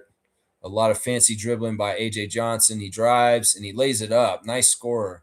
Nice scorer right there. Johnson's been one of the better players for the Capital City Go-Go. It's a 10-point lead. 5 minutes to go in the third, and G League action. Friday morning at the Scotiabank Arena, 905. A perfect 9-0. They don't want to lose that record. Degenhart gets good position, but I guess there's some sort of offensive foul. So the ref called it, and the Raptors 905 turnover, lose the ball because of that. That's too bad. That is too bad. So sad. David Roddy coming out of the game after some very tough dribbling and skills he's showing, and Mobo comes back in. So, yeah, setting it up. Gilbert passes off to Johnson to Skull, and a strip by Jarkel Joyner. He's got a breakaway dunk. He dunks it in points. I love it. Good job, Jarkel. All right, good defense. No fouls. He falls down, and Gilbert steps over him and makes a nice little Euro step layup. He literally stepped over Joyner to make that. That's kind of humiliating in some ways. I don't know. All right, here we go. Jarkel Joyner gives it to Julian Reese. Reese is looking for a Mobo with Degenhart over the other side. Degenhart for three. He misses. It rims out. Capital City gets the rebound. 10-point game. Coming back the other way, Gilbert is calling the play. A.J. Johnson comes across. He gets it to Londes. Londes driving to the basket in a nice little scoop shot. He misses it. It was off the backboard, but the refs are calling the whistle, and they're going to call a foul on the 905, fouling Williams. We'll see if Williams gets to the line and makes the free throw. He's going to get a single shot for two. Let's see. Yeah, I guess that's Degenhart that fouled him. It didn't really, it's after the play he got fouled. He got fouled by Mobo because he was behind him. I don't know. That's a goofy foul, honestly. It's a goofy foul. The guy was anyway. It doesn't matter. They're gonna win this game either way. All right, let's see. Williams taking the free throw. Let's see if he makes it. If he does, he can cut the lead down to 8. He makes it. So now it's 82-90 for the 905. 4:06 on the clock. Jarkel Joyner brings the ball up to Reese. Reese has got it at the top of the three-point line. Joyner back with it to reset at half court. Over to Reese. Reese is looking for AJ. AJ drives. That was so good. That's money right there. That's money. He can just slink through there, and a nice, easy gliding layup by AJ Lawson. Just so swift and so smooth. He's got a ton of points in this game. Yeah, we're going to have to see what he gets to at the end. Oh, they tried to get the foul, but they're not going to call it. Tyreek Key trying to draw the foul, the offensive charge. No respect on that. It looks like it's just going to be a foul on 905, and Capital City will get to go to the line. It's Williams again. He looks set, but maybe he was like drifting a little bit forward when Williams hit him. But I don't know. That's close. If I was Andrew Jones, I may challenge that. But I don't know if he's going to do it. He better do it now. But I don't know. They could say that Tyreek Key was kind of leaning forward and coming towards him and not totally set. All right, so Williams takes the shot. No challenge. He misses it, and they bounce it out of bounds. It should be 905 ball. It is. So A.J. Lawson throws the ball into Chucky Hepburn. 3:33 on the clock in the third. Chucky going up against number 2 for the other team. And now we see, is that Martin? Martin is at the top of the key. They gave him room. He's good for that, and he nails it. Nice shot by Elijah Martin. That's one thing that'll really get him going in an NBA career is if he can consistently make open three-point shots. That is so crucial for Elijah Martin and his success in the future for his career. And that shot was money. Very, very confident. There's a three-pointer for the Capital City Go-Go from the corner. Annoying. So 10-point lead once again. Let's see. A.J. Lawson directing, and Martin's got it again. He's dribble, goes into the lane, trying to use some power, and it gets it back out to A.J. for the three at the top of the key. Nails it. Very, very smart, unselfish play by Elijah Martin. He could have forced a shot in the lane, but he saw A.J. is wide open at the top of the key, and he got it to him.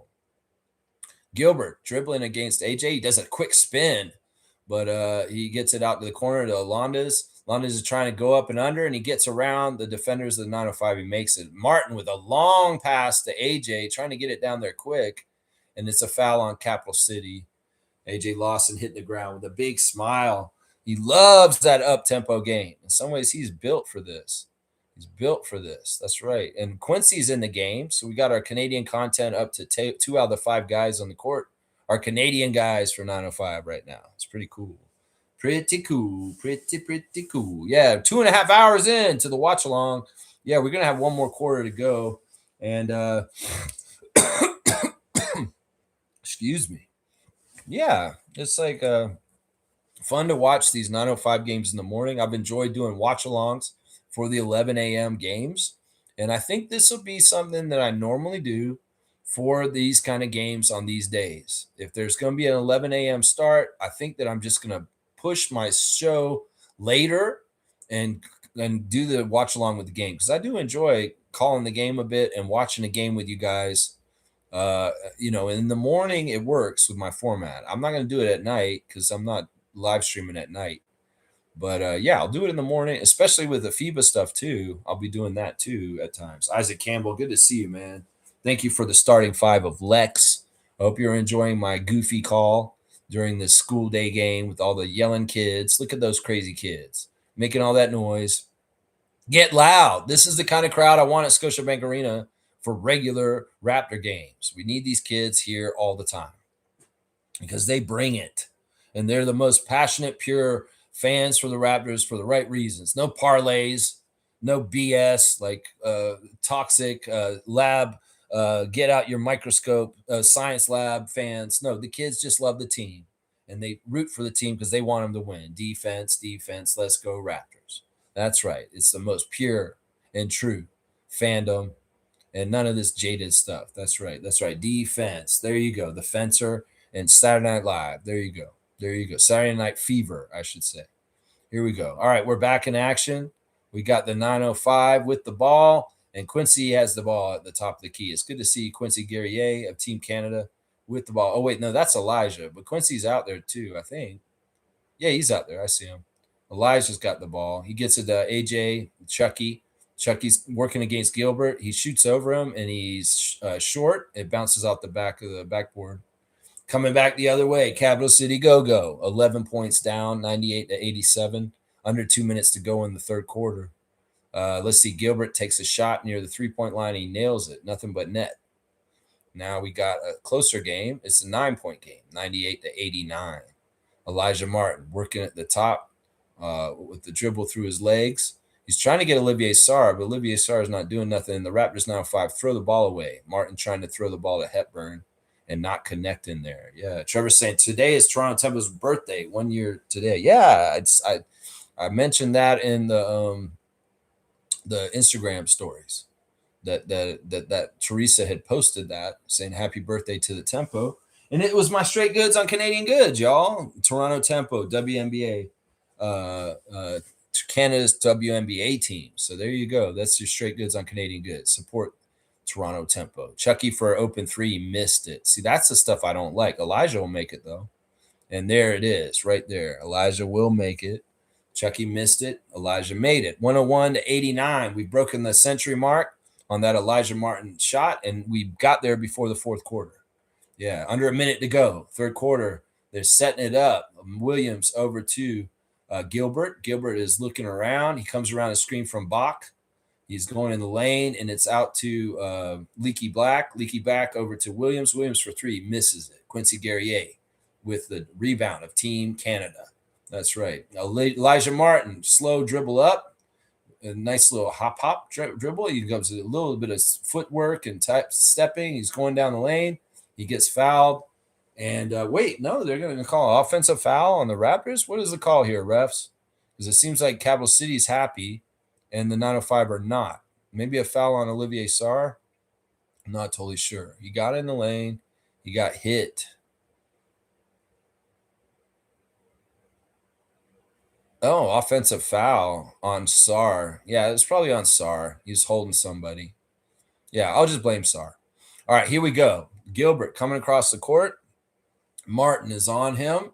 Let's see how they set up the last shot here. There's about a second differential in the shot clock at this point in the game clock. Let's see. Gilbert comes around. He's dribbling in. He spins. He's trying to go up with it. He misses, and Quincy gets the rebound. He dribbles it up fast, and he throws it up, and he almost made it. Almost made it. Montreal Alliance's Quincy Guerrier almost making the buzzer beater there, a CBL player, Quincy.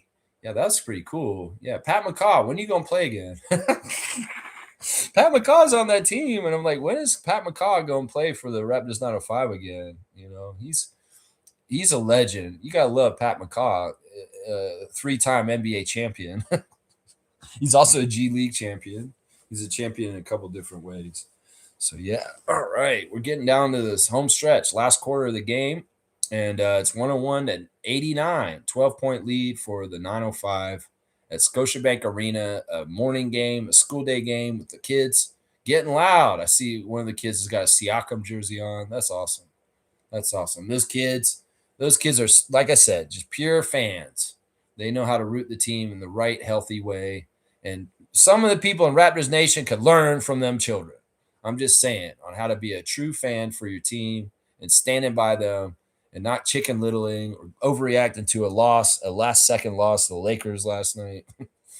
We're going to win against the Hornets tonight, and everything's going to be all right. There's Stripes. Stripes, the mascot, is out in the middle of the court doing his little dance, dancing for the fans. Yeah, Mississauga, normally out at Paramount Fine Food Center at Toronto, down by Union Station, next to the CN Tower and Rogers Center. Yeah, right downtown in Condo City. Scotiabank Arena tonight. Today, there's Stripes doing the shtick that the Raptor usually does, doing the clap, the slow clap, to take the flags and pull them up underneath to get people hyped for the fourth quarter. Get it loud in there. Oh, oh, oh, oh, oh. You know that song. They always play this like around now. They may play Welcome to the Jungle. Or they've even played, they used to play like a Metallica song sometimes at this point. Or they'll play like a house music song, something like that, just to get the crowd hyped for the last quarter of the game, get them loud. But this crowd, they don't need much prodding to get hyped for this game. That's right. I'm sure these kids are yelling defense very, very often and loud and helping the team in the ways to help them. That's right. Sure saying it's reported Milwaukee can blow it up and trade Miles Turner. You know, it's funny because everybody's saying all that stuff about Giannis want to be traded, but Doc Rivers said he's never asked to be traded, and it's absolute horse crap. That he's not trying to get out of Milwaukee. So there's something that ain't right. I tend to not believe the press, and I'll believe Milwaukee, Doc Rivers, and Giannis himself over ESPN's buzz they're trying to build right now, or the NBA's want for him to move. So I'm discrediting this because Doc Rivers, who knows because he's the coach and he's around Giannis, has said that Giannis has not asked for a trade and he has no problem playing for the Bucks. Maybe Giannis is saying this just because, but I believe this because the pattern has been true to this the whole time. All the times they brought up Giannis, it hasn't been true he's wanted to leave.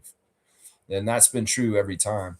Olivier Sarr with a basket there real quick to put the lead up to 14, just starting the fourth quarter here. And yeah, the Capital City's got the ball. They're working around. Gilbert comes around the pass, and Skull takes the three. He's very short on that one, out of bounds. They let it go out, and they're just going to grab it and go. Looks like Colin and Jacoby are still there watching the game, but I don't know if Bobby's still there. Looks like Bobby Webster has gotten up out of his seat. Maybe got to go do some wheeling and deal. Maybe he's signing a new center, guys. I don't know. Quincy's got the ball. He gives it to Olivier. Olivier's looking around. I'm really scared he's going to turn the ball over here. Elijah working with this dribble, trying to back down a taller player, and he's going to go up with strength around him, and he shoots it, and it falls in. Good job. No call on that. He probably could have gotten an M1, but nice, patient footwork and fundamentals. He's a taller player on him. He uses his strength to go around and shoot around him. And it's a nice shot because it bounced around and it fell in.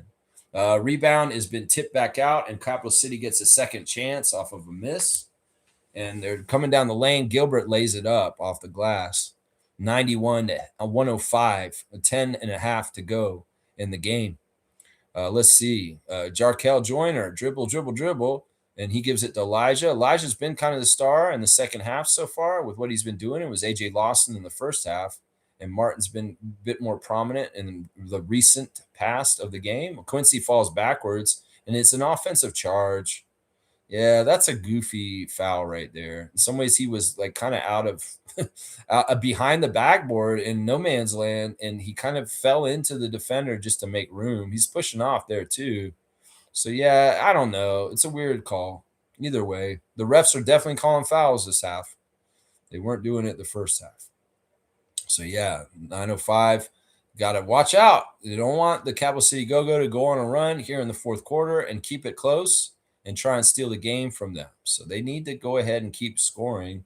There's a weird foul right there. It looked like Skal got pushed and he went flying out of the camera by Olivier. I think that's what happened there. Yeah, a couple of Kentucky guys there.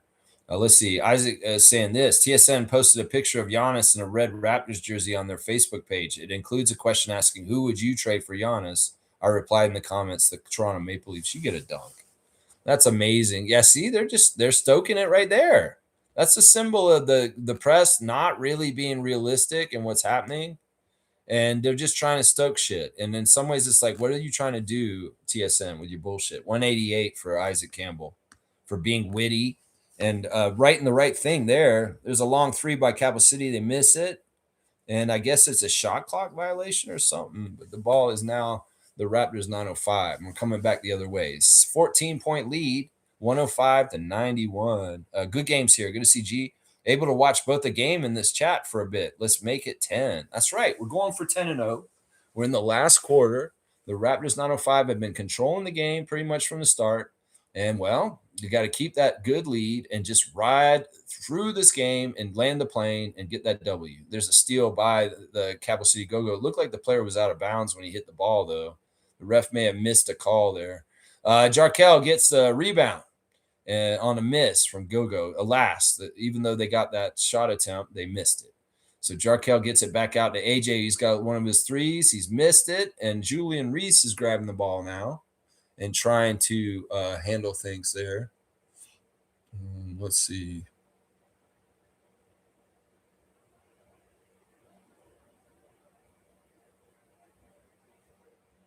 I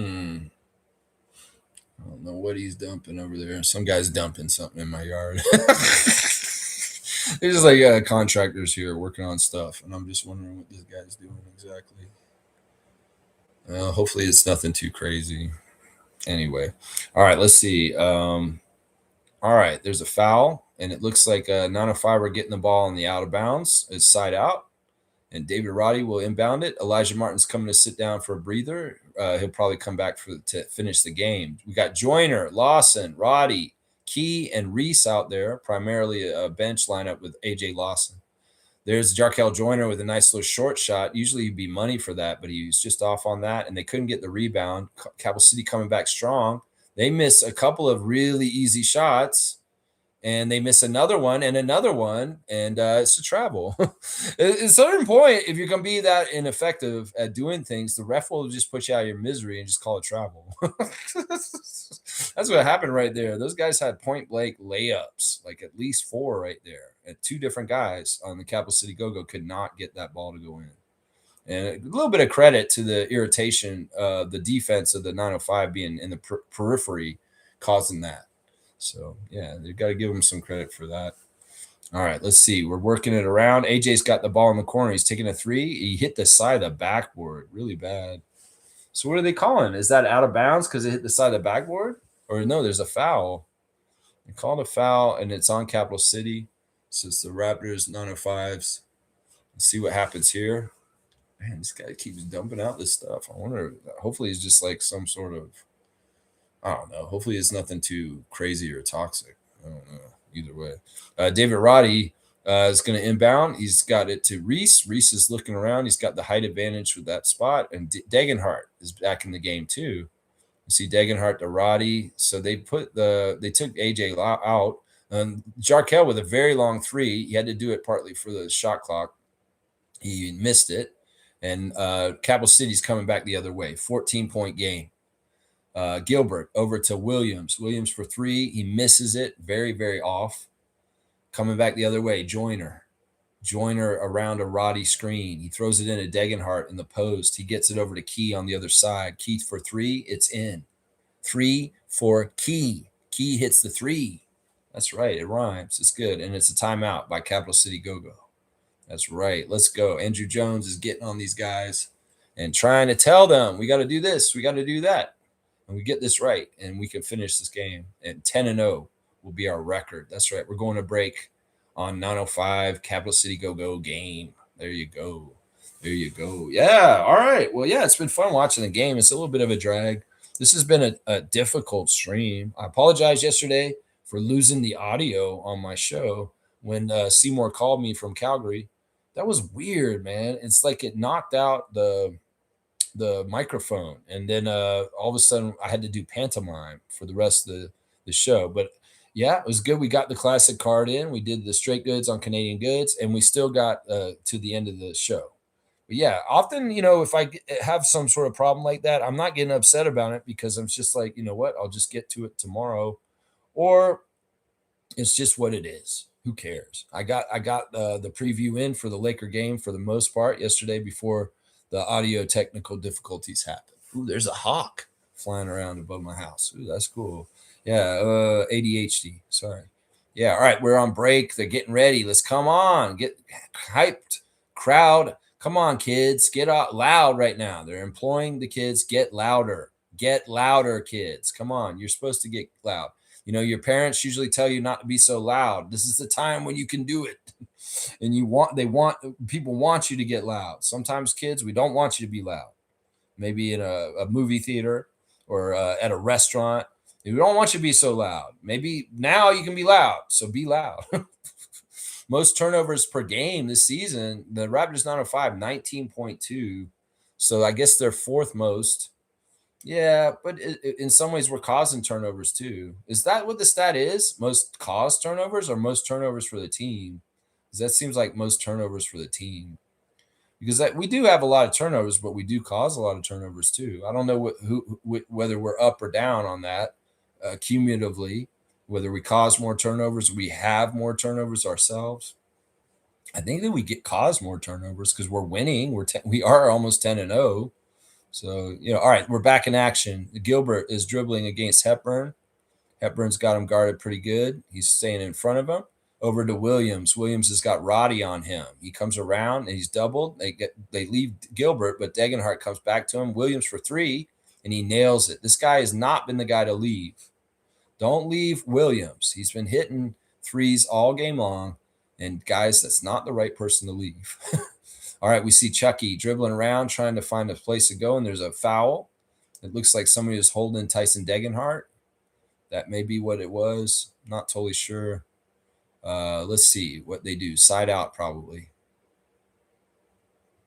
Yeah, Williams has been fantastic for the Capital City Go-Go in this game. He is one of their better players. All right, there's a side out and getting the ball into the middle. Julian Reese took a nice little left-handed shot, but he missed it. And alas, they couldn't get the rebound. Capital City Go-Go coming back the other way. Down the lane with a shot, misses it. Number 1. Yeah, that's going to go to the line. Tyson Degenhart with the foul on that one. Yeah, strong move by the young player. I'm not totally sure who that is. I'm trying to get their name. But yeah, number 1 will take a free throw for the Capital City Go-Go. He's still got it. He's just one free throw for two points. He made it. Okay, so it's 108-96, 12-point margin. They definitely don't want that to shrink into single digits. If they can increase it, that'd be great for insurance. It is under 7 minutes to go in the game. Tyreek Key dribbling against the center, not necessarily the matchup they want. Chucky has a run and a cut, and he misses the layup, but the Raptors 905 get the ball back. Tyreek takes the long three because he didn't hit the rim. The shot clock was running out, so he had to take the shot.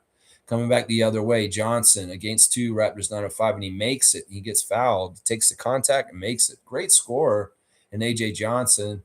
Chucky and Tyreek were right there with him, and they kind of hit him, but then he still finished. So that's a big-time play. This is going to cut down the lead into single digits, and this is if he makes the free throw. So we'll just have to see what happens here. Oh, wait, no, it's still a 12-point lead. So you'll cut it down to 11. Or no, it'll be 9. It'll be 9. Yeah, there you go. 98-108 is the score now. 99-108. So it's a 9-point lead for 905. And the Raptors had 100 points at the end of the third, and they've only scored like 7 points in this quarter. So that's a little bit of trouble scoring in this quarter for 905. Roddy with a strong move. He bounces Williams off of him, and he makes a layup to put that lead back up to 11. Here we go, 110-99, 6 minutes to go in the game. Gilbert dribbling against Key. He's looking around. He gets the pick from Williams. He gets it over to the center, 17. And now he comes around all the way. He flips it around, and he makes a crazy circus shot off the backboard, falling around. He turned the other way, which was interesting. Very, very, very street ball kind of shot there, but it's good. And, it's 101-110, and he has the chance to cut the lead down to 8 right here if he makes this one free throw for 1 point. So, yeah, Bobby Webster didn't like that. That was a crazy shot. He misses the free throw, though. So, alas, but they get the ball back, which is horrible. The ball gets bounced around, and Capital City gets another chance, so it could be even closer. They're cutting the lead very, very soon. We'll see. They're moving around. 905 has scrambled, done a really good job recovering on defense. They take a three, they miss it, and it's out of bounds on Jonathan Mobo. So another chance for Capital City Go-Go. Another chance right here. Andrew Jones, very intense, trying to coach his team to the 10th victory with over 5 minutes to go. It's getting close to crunch time, and they're letting Capital City Go-Go get back into this. There's a bad turnover where the 905 hit the ball, deflected it, and then it went off the leg of the Capital City Go-Go. So 905 get the ball. Yeah, good job. Good job there, just being a disturber and getting the ball loose. And that was good stuff. Jonathan Mobo setting it up. He gets Elijah to run around him for a second. They get the switch, the center on 55. Hepburn dribbling, trying to find the weakness. And Juju Reese tries to back in and take a shot, but it's out of bounds on Capital City, and will retain the ball. But Mari Malo looks like she might be trying to call it to say that it's Capital City. So they reverse the call. The Montreal ref calling the call the other way and giving the ball to Capital City. 5:16 to go. That's too bad. That's too bad. Zutalor. Zutalor. All right, let's see. Let's see what happens here. They're holding the ball for some reason. Whether somebody has a challenge. Are they going to try and challenge that? Nope, they inbounded it. All right, here we go. Capital City Go-Go coming the other way. 5:15 on the clock. Elijah Martin picks up Gilbert. guarding him at the top. It looks like we got Olivier Sarr going to come back in as a defensive substitution. AJ Lawson's in there right now with Hepburn, Martin, Roddy, and Mobo. There, Capital City scores again, and the margin is shrunk even more to just a 7-point game, 103 to 110. Chucky comes right down the lane, easy layup around the center. So putting that lead back up to 8 or to 9, I guess, 9. 112, 103, 440 on the clock. Gilbert, fancy dribble, trying to go around Chucky, trying to figure it out. He's looking, he's trying to find the spot. He gets inside. He tried to throw it to Williams, who was cutting on the baseline behind, but it was hit by the Raptors 905 and put out of bounds. Side out. Capital City's ball. They're going to inbound it from underneath the basket over by Jacoby Walter and Colin Murray Bowles.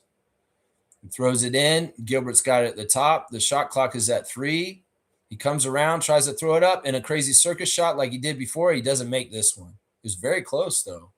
Hepburn's got it. Coming back the other way. They come back quick with numbers. And Elijah for 3. He misses. Sarr gets the rebound. He gives it to Hepburn. Hepburn looking to get around him with a jab step. There's a foul on Capital City. They don't call it, though. It's weird, man. Elijah got hit, and there was no call. Or at least it didn't look like there was a call. I guess it's out of bounds on Capital City, and it's going to be our ball. And Williams is really jawing at the ref right now. He's not happy. All right, Mobo throws it in really fast to Sarr. Sarr gets it to Martin. Martin takes a 3. He misses. Rebound by Gilbert. He traveled just there. That's crazy. Why did they not see that? Anyway, Williams has it. He throws it over to Johnson. Johnson takes the shot, and Skal Labizier gets the rebound and dunks it back in. Crazy. 7-point lead now, 112 to 105. We're getting a little bit more action than we wanted. It's a 3-point play even. So he could cut it down even closer to 6-point game with the made free throw here by the center, number 17, Skal. Yeah, man, this is the stuff that makes me not like Olivier Sarr. All right, 106 to 112. And timeout by Andrew Jones. It's a little too close. It's 3:49 on the clock, a 6-point game at this point. Yeah, this has been a little bit of a pattern recently with the 905 where they will have a big lead, like a 20-point lead, and the other team goes on a run and they let them back in all of a sudden. And it becomes a close game at the end of the game where the 905 have to manage it and have to find a way to win against, a game in a game that shouldn't have been that close because they had been dominating the whole game. So there's a little bit of that going on with this today, but we'll have to see how they do in the clutch situation, hold them off and keeping the score higher for the 905 over the Capital City Go-Go today because they don't want to mess up their perfect record. We got a bunch of kids out there doing 6'9" right now on the Jumbotron. 6'9". Oh, man. Oh, so goofy. All right. Yeah. But yeah, this is too close. 112 to 106. It's really like the 905 have been slowed down in the fourth quarter. It's only like 3 minutes to go, and they've only scored like 11 points in this quarter. It's been tough for them to get, 6'7", 6'9", whatever it is. 6'7", 6'9". Yeah, they only have 11 points in this quarter.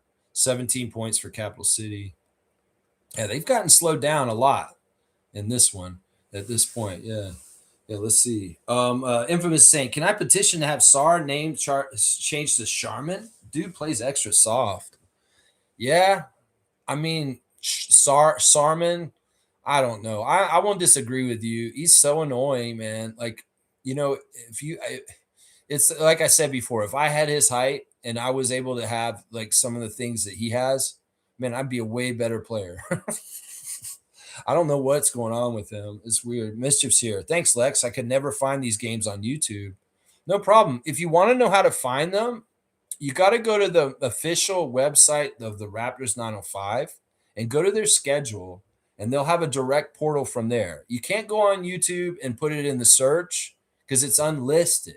So the access to get to the 905 games is go to their official website and click on their schedule. And when you find the game that you want to watch, it usually has a button say watch on YouTube. So that's the best way to do it right there. If you can't find if I'm not there to give you a link, that's the way you do it, Baseman, right there. All right, we're moving the ball around. Elijah Martin's trying to dribble. He keeps his dribble, but he still throws it out of bounds. AJ's just moved just a little sloppy there, a little out of control. 3:11 on the clock. It's a 6-point game. Don't mess around, 905. You got to close this out correctly and get the win. Get that 10th win. That's right. That's right. G saying, yikes. Yeah, we'll have a little drama here. That's right. Gilbert bringing the ball across half court. And Elijah Martin picking him up. And Williams is trying to get somewhere, but no. Gilbert drives. He's trying to penetrate. And, there, Leaky Black's got it. He's going to come down the lane and take a shot, and he got it. Nice short shot, 4-point game now. 108 to 112, 2:46 on the clock. Yeah, we're going to have a little bit of a barn burner to finish it. Now the kids are yelling for shirts, and they're not even watching the game. Stop doing that, kids. Look at the game. Olivier Sarr gets a rebound putback. That's a nice basket there. 6-point game once again. Good job, Sarr, on the backboard. That one. That's right. All right, we're guarding. AJ's on the ball handler now. That's a good switch. They get down the lane, and Mobo's there to guard, and it looks like they missed the shot. He got a block, but they got a foul also. So it should be a free throw. It'll actually be, if it's under 2 minutes, it'll be each free throw, not just one free throw. So we'll see the regular NBA rules on this one, where they'll have to take 2 shots, and they'll have to make both of them this time. So, yeah, let's see what happens here. Oh, wait, it's not under 2 minutes, so it's not that way. So he gets 1 shot, and it'll count for 2 if he makes it. It's when it goes under 2 minutes. He missed. Oh, he did make it. Crazy roll. It hit the back, and then it came back around. All right, Chucky's coming up the way. 110 to 114, 4-point game. Yeah, it's crazy. Why is this 4-point game? Some people say, why did this happen? All right, let's see. AJ's going to take a crazy wild shot. He got fouled, though, and he's going to get, it's still outside the 2 minutes. So it's going to be 1 free throw for 3 points. So this is a big, crucial free throw by Brampton's AJ Lawson. But is there a timeout or something? I don't know. What's the call here? He put up the shot. The guy ran into him. He hit his arm. He hit the front of the rim, and they called a foul. So what is the call here? Is it timeout? Giannis to Raptors. Let's go. No, come on, man. Get out of here. Get that garbage out of here. No. We don't want that, honestly. That ship has sailed. Maybe that would have been like 5 years ago or something like that. 114 to 110, and they are at the challenge desk. And I don't know what they're looking at. I think they're trying to see if it's a flagrant foul for not letting him a clear place to land. So it could be really stupid. Williams kind of just like casually walks into where he's going to land, and it could very well be that this is upgraded. I think that's what it is. They're looking to see if they can upgrade it right there. Yeah, let's see. G saying, I just want a good backup center and productive vet off the bench for Christmas. Yeah, well, we'll see what they do. We'll figure this out. Everybody's so antsy for this. It'll get figured out. Our record is so awesome. We're doing really well. We're going to continue to do well. Everybody overreacts to 1 loss. It's crazy. All right, so it's been upgraded, I'll bet. So this should mean that this should mean that AJ is going to get a 3-point worth free throw, and the Raptors get the ball back. I think so. I don't know. I'm not listening, so I don't know if that's for sure. That's what I'm thinking the call is, just from my educated opinion. And they're clapping, so I guess it is. So if we don't see them line up, you got the flagrant. And it's just because he didn't give him a clear place to land, and he could have twisted AJ's ankle. So let's see. G saying, no one will remember that Lakers loss. And years from now, the only thing remember will be LeBron's streak being broken. That's probably true. Okay, so they didn't give it a flagrant. They're just going to let him have the free throw. And, it's 1 shot for 3 points. So AJ needs to make this. This is such a crucial free throw right here. Really, really crucial. Come on, AJ. Don't mess around. Do it for Brampton. Do it for the city. Do it for the 905. He missed it. So it is a 4-point game, and there's 2 minutes to go. That sucks that he missed that free throw. All right, they got to buckle down and win this game still. Protect your streak and get 10 in a row. Martin on Gilbert at the top of the key. He's waves off. And he tries to get around Leaky Black. He wants to call his own number. A.J. Johnson trying to do something. He gets it back out to Leaky. Leaky takes a long three. He misses. But Williams gets the rebound because of poor boxing out rebounding by the Raptors. And Skull makes the basket. It's a 2-point game. 1:30 to go in the game. 2-point game. What are you doing, 905? Quit messing around. Chucky Hepburn with the ball. He's got Leaky Black guarding him. AJ Lawson gets it. He comes right down the lane doing what he does, and he lays it up off the glass. That's a score right there. Slippery at the end of the court there, but AJ gets it in there. 4-point lead now. AJ Johnson trying to come back the other way. Mobo's guarding him, and he gets a shot up there. It's really bad, and it's off. And now 905 are in control. Minute to go. 4-point lead. They're slowing it down, kind of managing the clock at this point. 15 seconds on the shot clock. Let's see what Chucky does. He's got A.J. Johnson guarding him. Sarr comes out for the pick, and Chucky wants to call his own number and take the three and be a hero. And he hits it. Chucky wants to be a hero. He could be a hero. 119 to 112, 7-point lead, 47.5 on the clock. Good job by Chucky. Yeah, you got to have the guts to take that shot. You don't make that shot, you're a villain. You make that shot, you're a hero. And well, Chucky made it. Chucky made it right there. That's nice, man. That's nice. Infamous saying the only way you get Giannis is if Scotty goes the other way. It's not happening. Yeah, I'm not trying to get Giannis on our team. I like our team the way it is right now, other than getting a center. And I'd like to just continue with this team and see where they grow to and what they are, because we have a very good team and it's working. It's working. So if it ain't broke, don't fix it, is what I'm saying. That's the philosophy I have. Everybody gets these ideas. Oh, we can increase our team, make it so much better by adding Giannis. That's not always how NBA math works. Think about adding Lillard to Bucks. Did that add up to better? No, it didn't. It did not in a lot of ways. That's right. The 905 look discombobulated. Yeah, maybe a little bit. I don't know. This game's way too close. That's for sure. They're going to shoot all the free throws on this one for Gilbert, because it's under 2 minutes. He hits the first one, 6-point lead, 119 to 113. He hits this and go down to 5. It's good to have a 4-point margin in games like this, for sure. You want to have a 2-possession lead. So let's see if, what happens here. Let's see, Gilbert taking the second free throw. He makes it, and it is a 5-point game, 114 to 119, 40 seconds on the clock. Chucky's got the ball in the inbounds. They foul him. Send him to the line. Chucky Hepburn will go to take free throws by Gak. Gak fouled him. So we'll have to see. Or no, Richmond. Sorry, it was Richmond. Richmond fouled him. So yeah, Chucky, make your free throws. You can be the hero. You made the big three. Now you can make some free throws, and you can be a big part of the reason why the 905 win today. And man, I tell you, when this game's over, I'm going to get out of here, guys, because it's cold.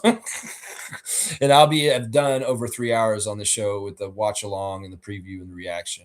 And of course, tomorrow we'll have the reaction to the Charlotte Hornets game tonight. Hopefully a big win for the Raptors tonight at Scotiabank Arena. We'll have a reaction to that tomorrow, 9:30 a.m. Saturday morning on the Raptor Freak channel. All right, Chucky's taken his free throw, and he has made it. So he made both of them, 121 to 114. It's a 7-point lead, 35 seconds to go. And really, really driving at it is Gilbert. He makes the layup really fast, not much time off the clock. And now we've got Elijah trying to dribble. He lost it, and there was an over and back, it looked like, but they didn't call it. So instead, they're going to call a foul. The ref probably gave the 905 a favor there, because that should have probably been a over and back, because Chucky was on the wrong side of the court when he touched the ball. But the refs didn't call it. Once again, I'm not going to get mad at that. And instead, it's a foul shot for Chucky Hepburn. So, yeah, he'll have 2, and he can increase the lead to, to 7. There's 1. So it's 122 to 116. Let's see him make the second one. Andrew Jones is all business. Very, very serious guy.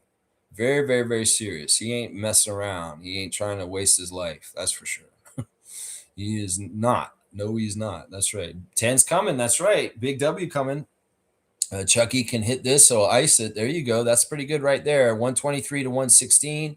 That's 7 points, 23 minutes. It'll be hard pressed to get over that before the end of this. Guys, I just want to say real quick, happy birthday, belated birthday to Corliss Williamson, whose birthday was yesterday. I did not get a chance to say happy birthday to Corliss because my stream got all messed up yesterday. So happy birthday, former Raptor Corliss Williamson, belated birthday, our Arkansas Razorback, Corliss Williamson. You know where Corliss is now? He's an assistant coach for the San Antonio Spurs. So you may see Corliss Williamson on the bench with Wemby and Mitch Johnson and those guys, Bismack Biyombo. So that's where Corliss is, former Raptor and former Arizona Razorback and college basketball legend, Corliss Williamson. His birthday was yesterday. I don't remember how old he was, though. Yeah. All right. We're getting close to getting this game over and done with. They're just finish up the clock, 23 seconds on the clock, and then this thing will be over. They're trying to inbound the ball right now, and Capital City gets it into Williams. Williams is dribbling. He's looking around. He gets it back over to Gilbert. Gilbert is dribbling against Hepburn. He's trying to make something happen. He's been trying to penetrate for a while. He's had success at times, just like right now, getting that ball in there. It's a 5-point game. 10 seconds to go. They foul Chucky, finally. It seemed like A.J. Johnson should have just fouled him right away, but he waited a second, let some time run off the clock, and then he fouled him then. 9.4 on the clock, and a 5-point lead for 9:05. Chucky Hepburn will go to the line once again for a couple of free throws. So we'll see if he can continue to make the free throws and keep the 9:05 on the winning path to 10 in a row, 10-0, perfect 10 for the season in the tip-off tournament of the G League season. That's right. There it is, the first one, 124 to 118. Tyreek Key comes in as a substitution real quick for Olivier Sarr. And, yeah, let's see what happens here. Then make the second free throw, and it's pretty much going to be done. 9 seconds on the clock. Get those kids back to school. He misses that one, though, and it's a 6-point lead. 6 seconds. What happened there? There was some sort of stoppage on the call. Was it a turnover or a timeout? I think that the Capital City Go-Go called a timeout. Why? Just let the game be over, you jabronis. Why wouldn't you just let Gilbert run it out? Like, seriously, what is your problem, Capital City Go-Go coach, you idiot? You ain't going to do nothing with a 6-point lead and 6 seconds to go, bro. Why did you call that? Seriously, just wasting everybody's time. You're making me freeze my ass out here a little longer. I'm not ready to go get lunch and get some warmth and do some other things. In some ways, this guy's extending the game in stupid ways right here. All right, let's get back to it after a little 20-second aside by the Capital City Go-Go coach. Gilbert's got the ball. He's coming up the court. 4, 3, 2, 1. Let's go. 9:05. 10-0, baby. He makes a shot right at the end of the game to put it at 120. 120 to 124. 10-0 for the Raptors 9:05. The perfect 10 has been accomplished. This is a franchise record for this G League team. This is the best start they've ever had. They had the best start at 4-0. Well, now they're 10-0. And A.J. Lawson is the game player of the game, obviously, for having such a fantastic game. Let me see. What has he got for the game at the end?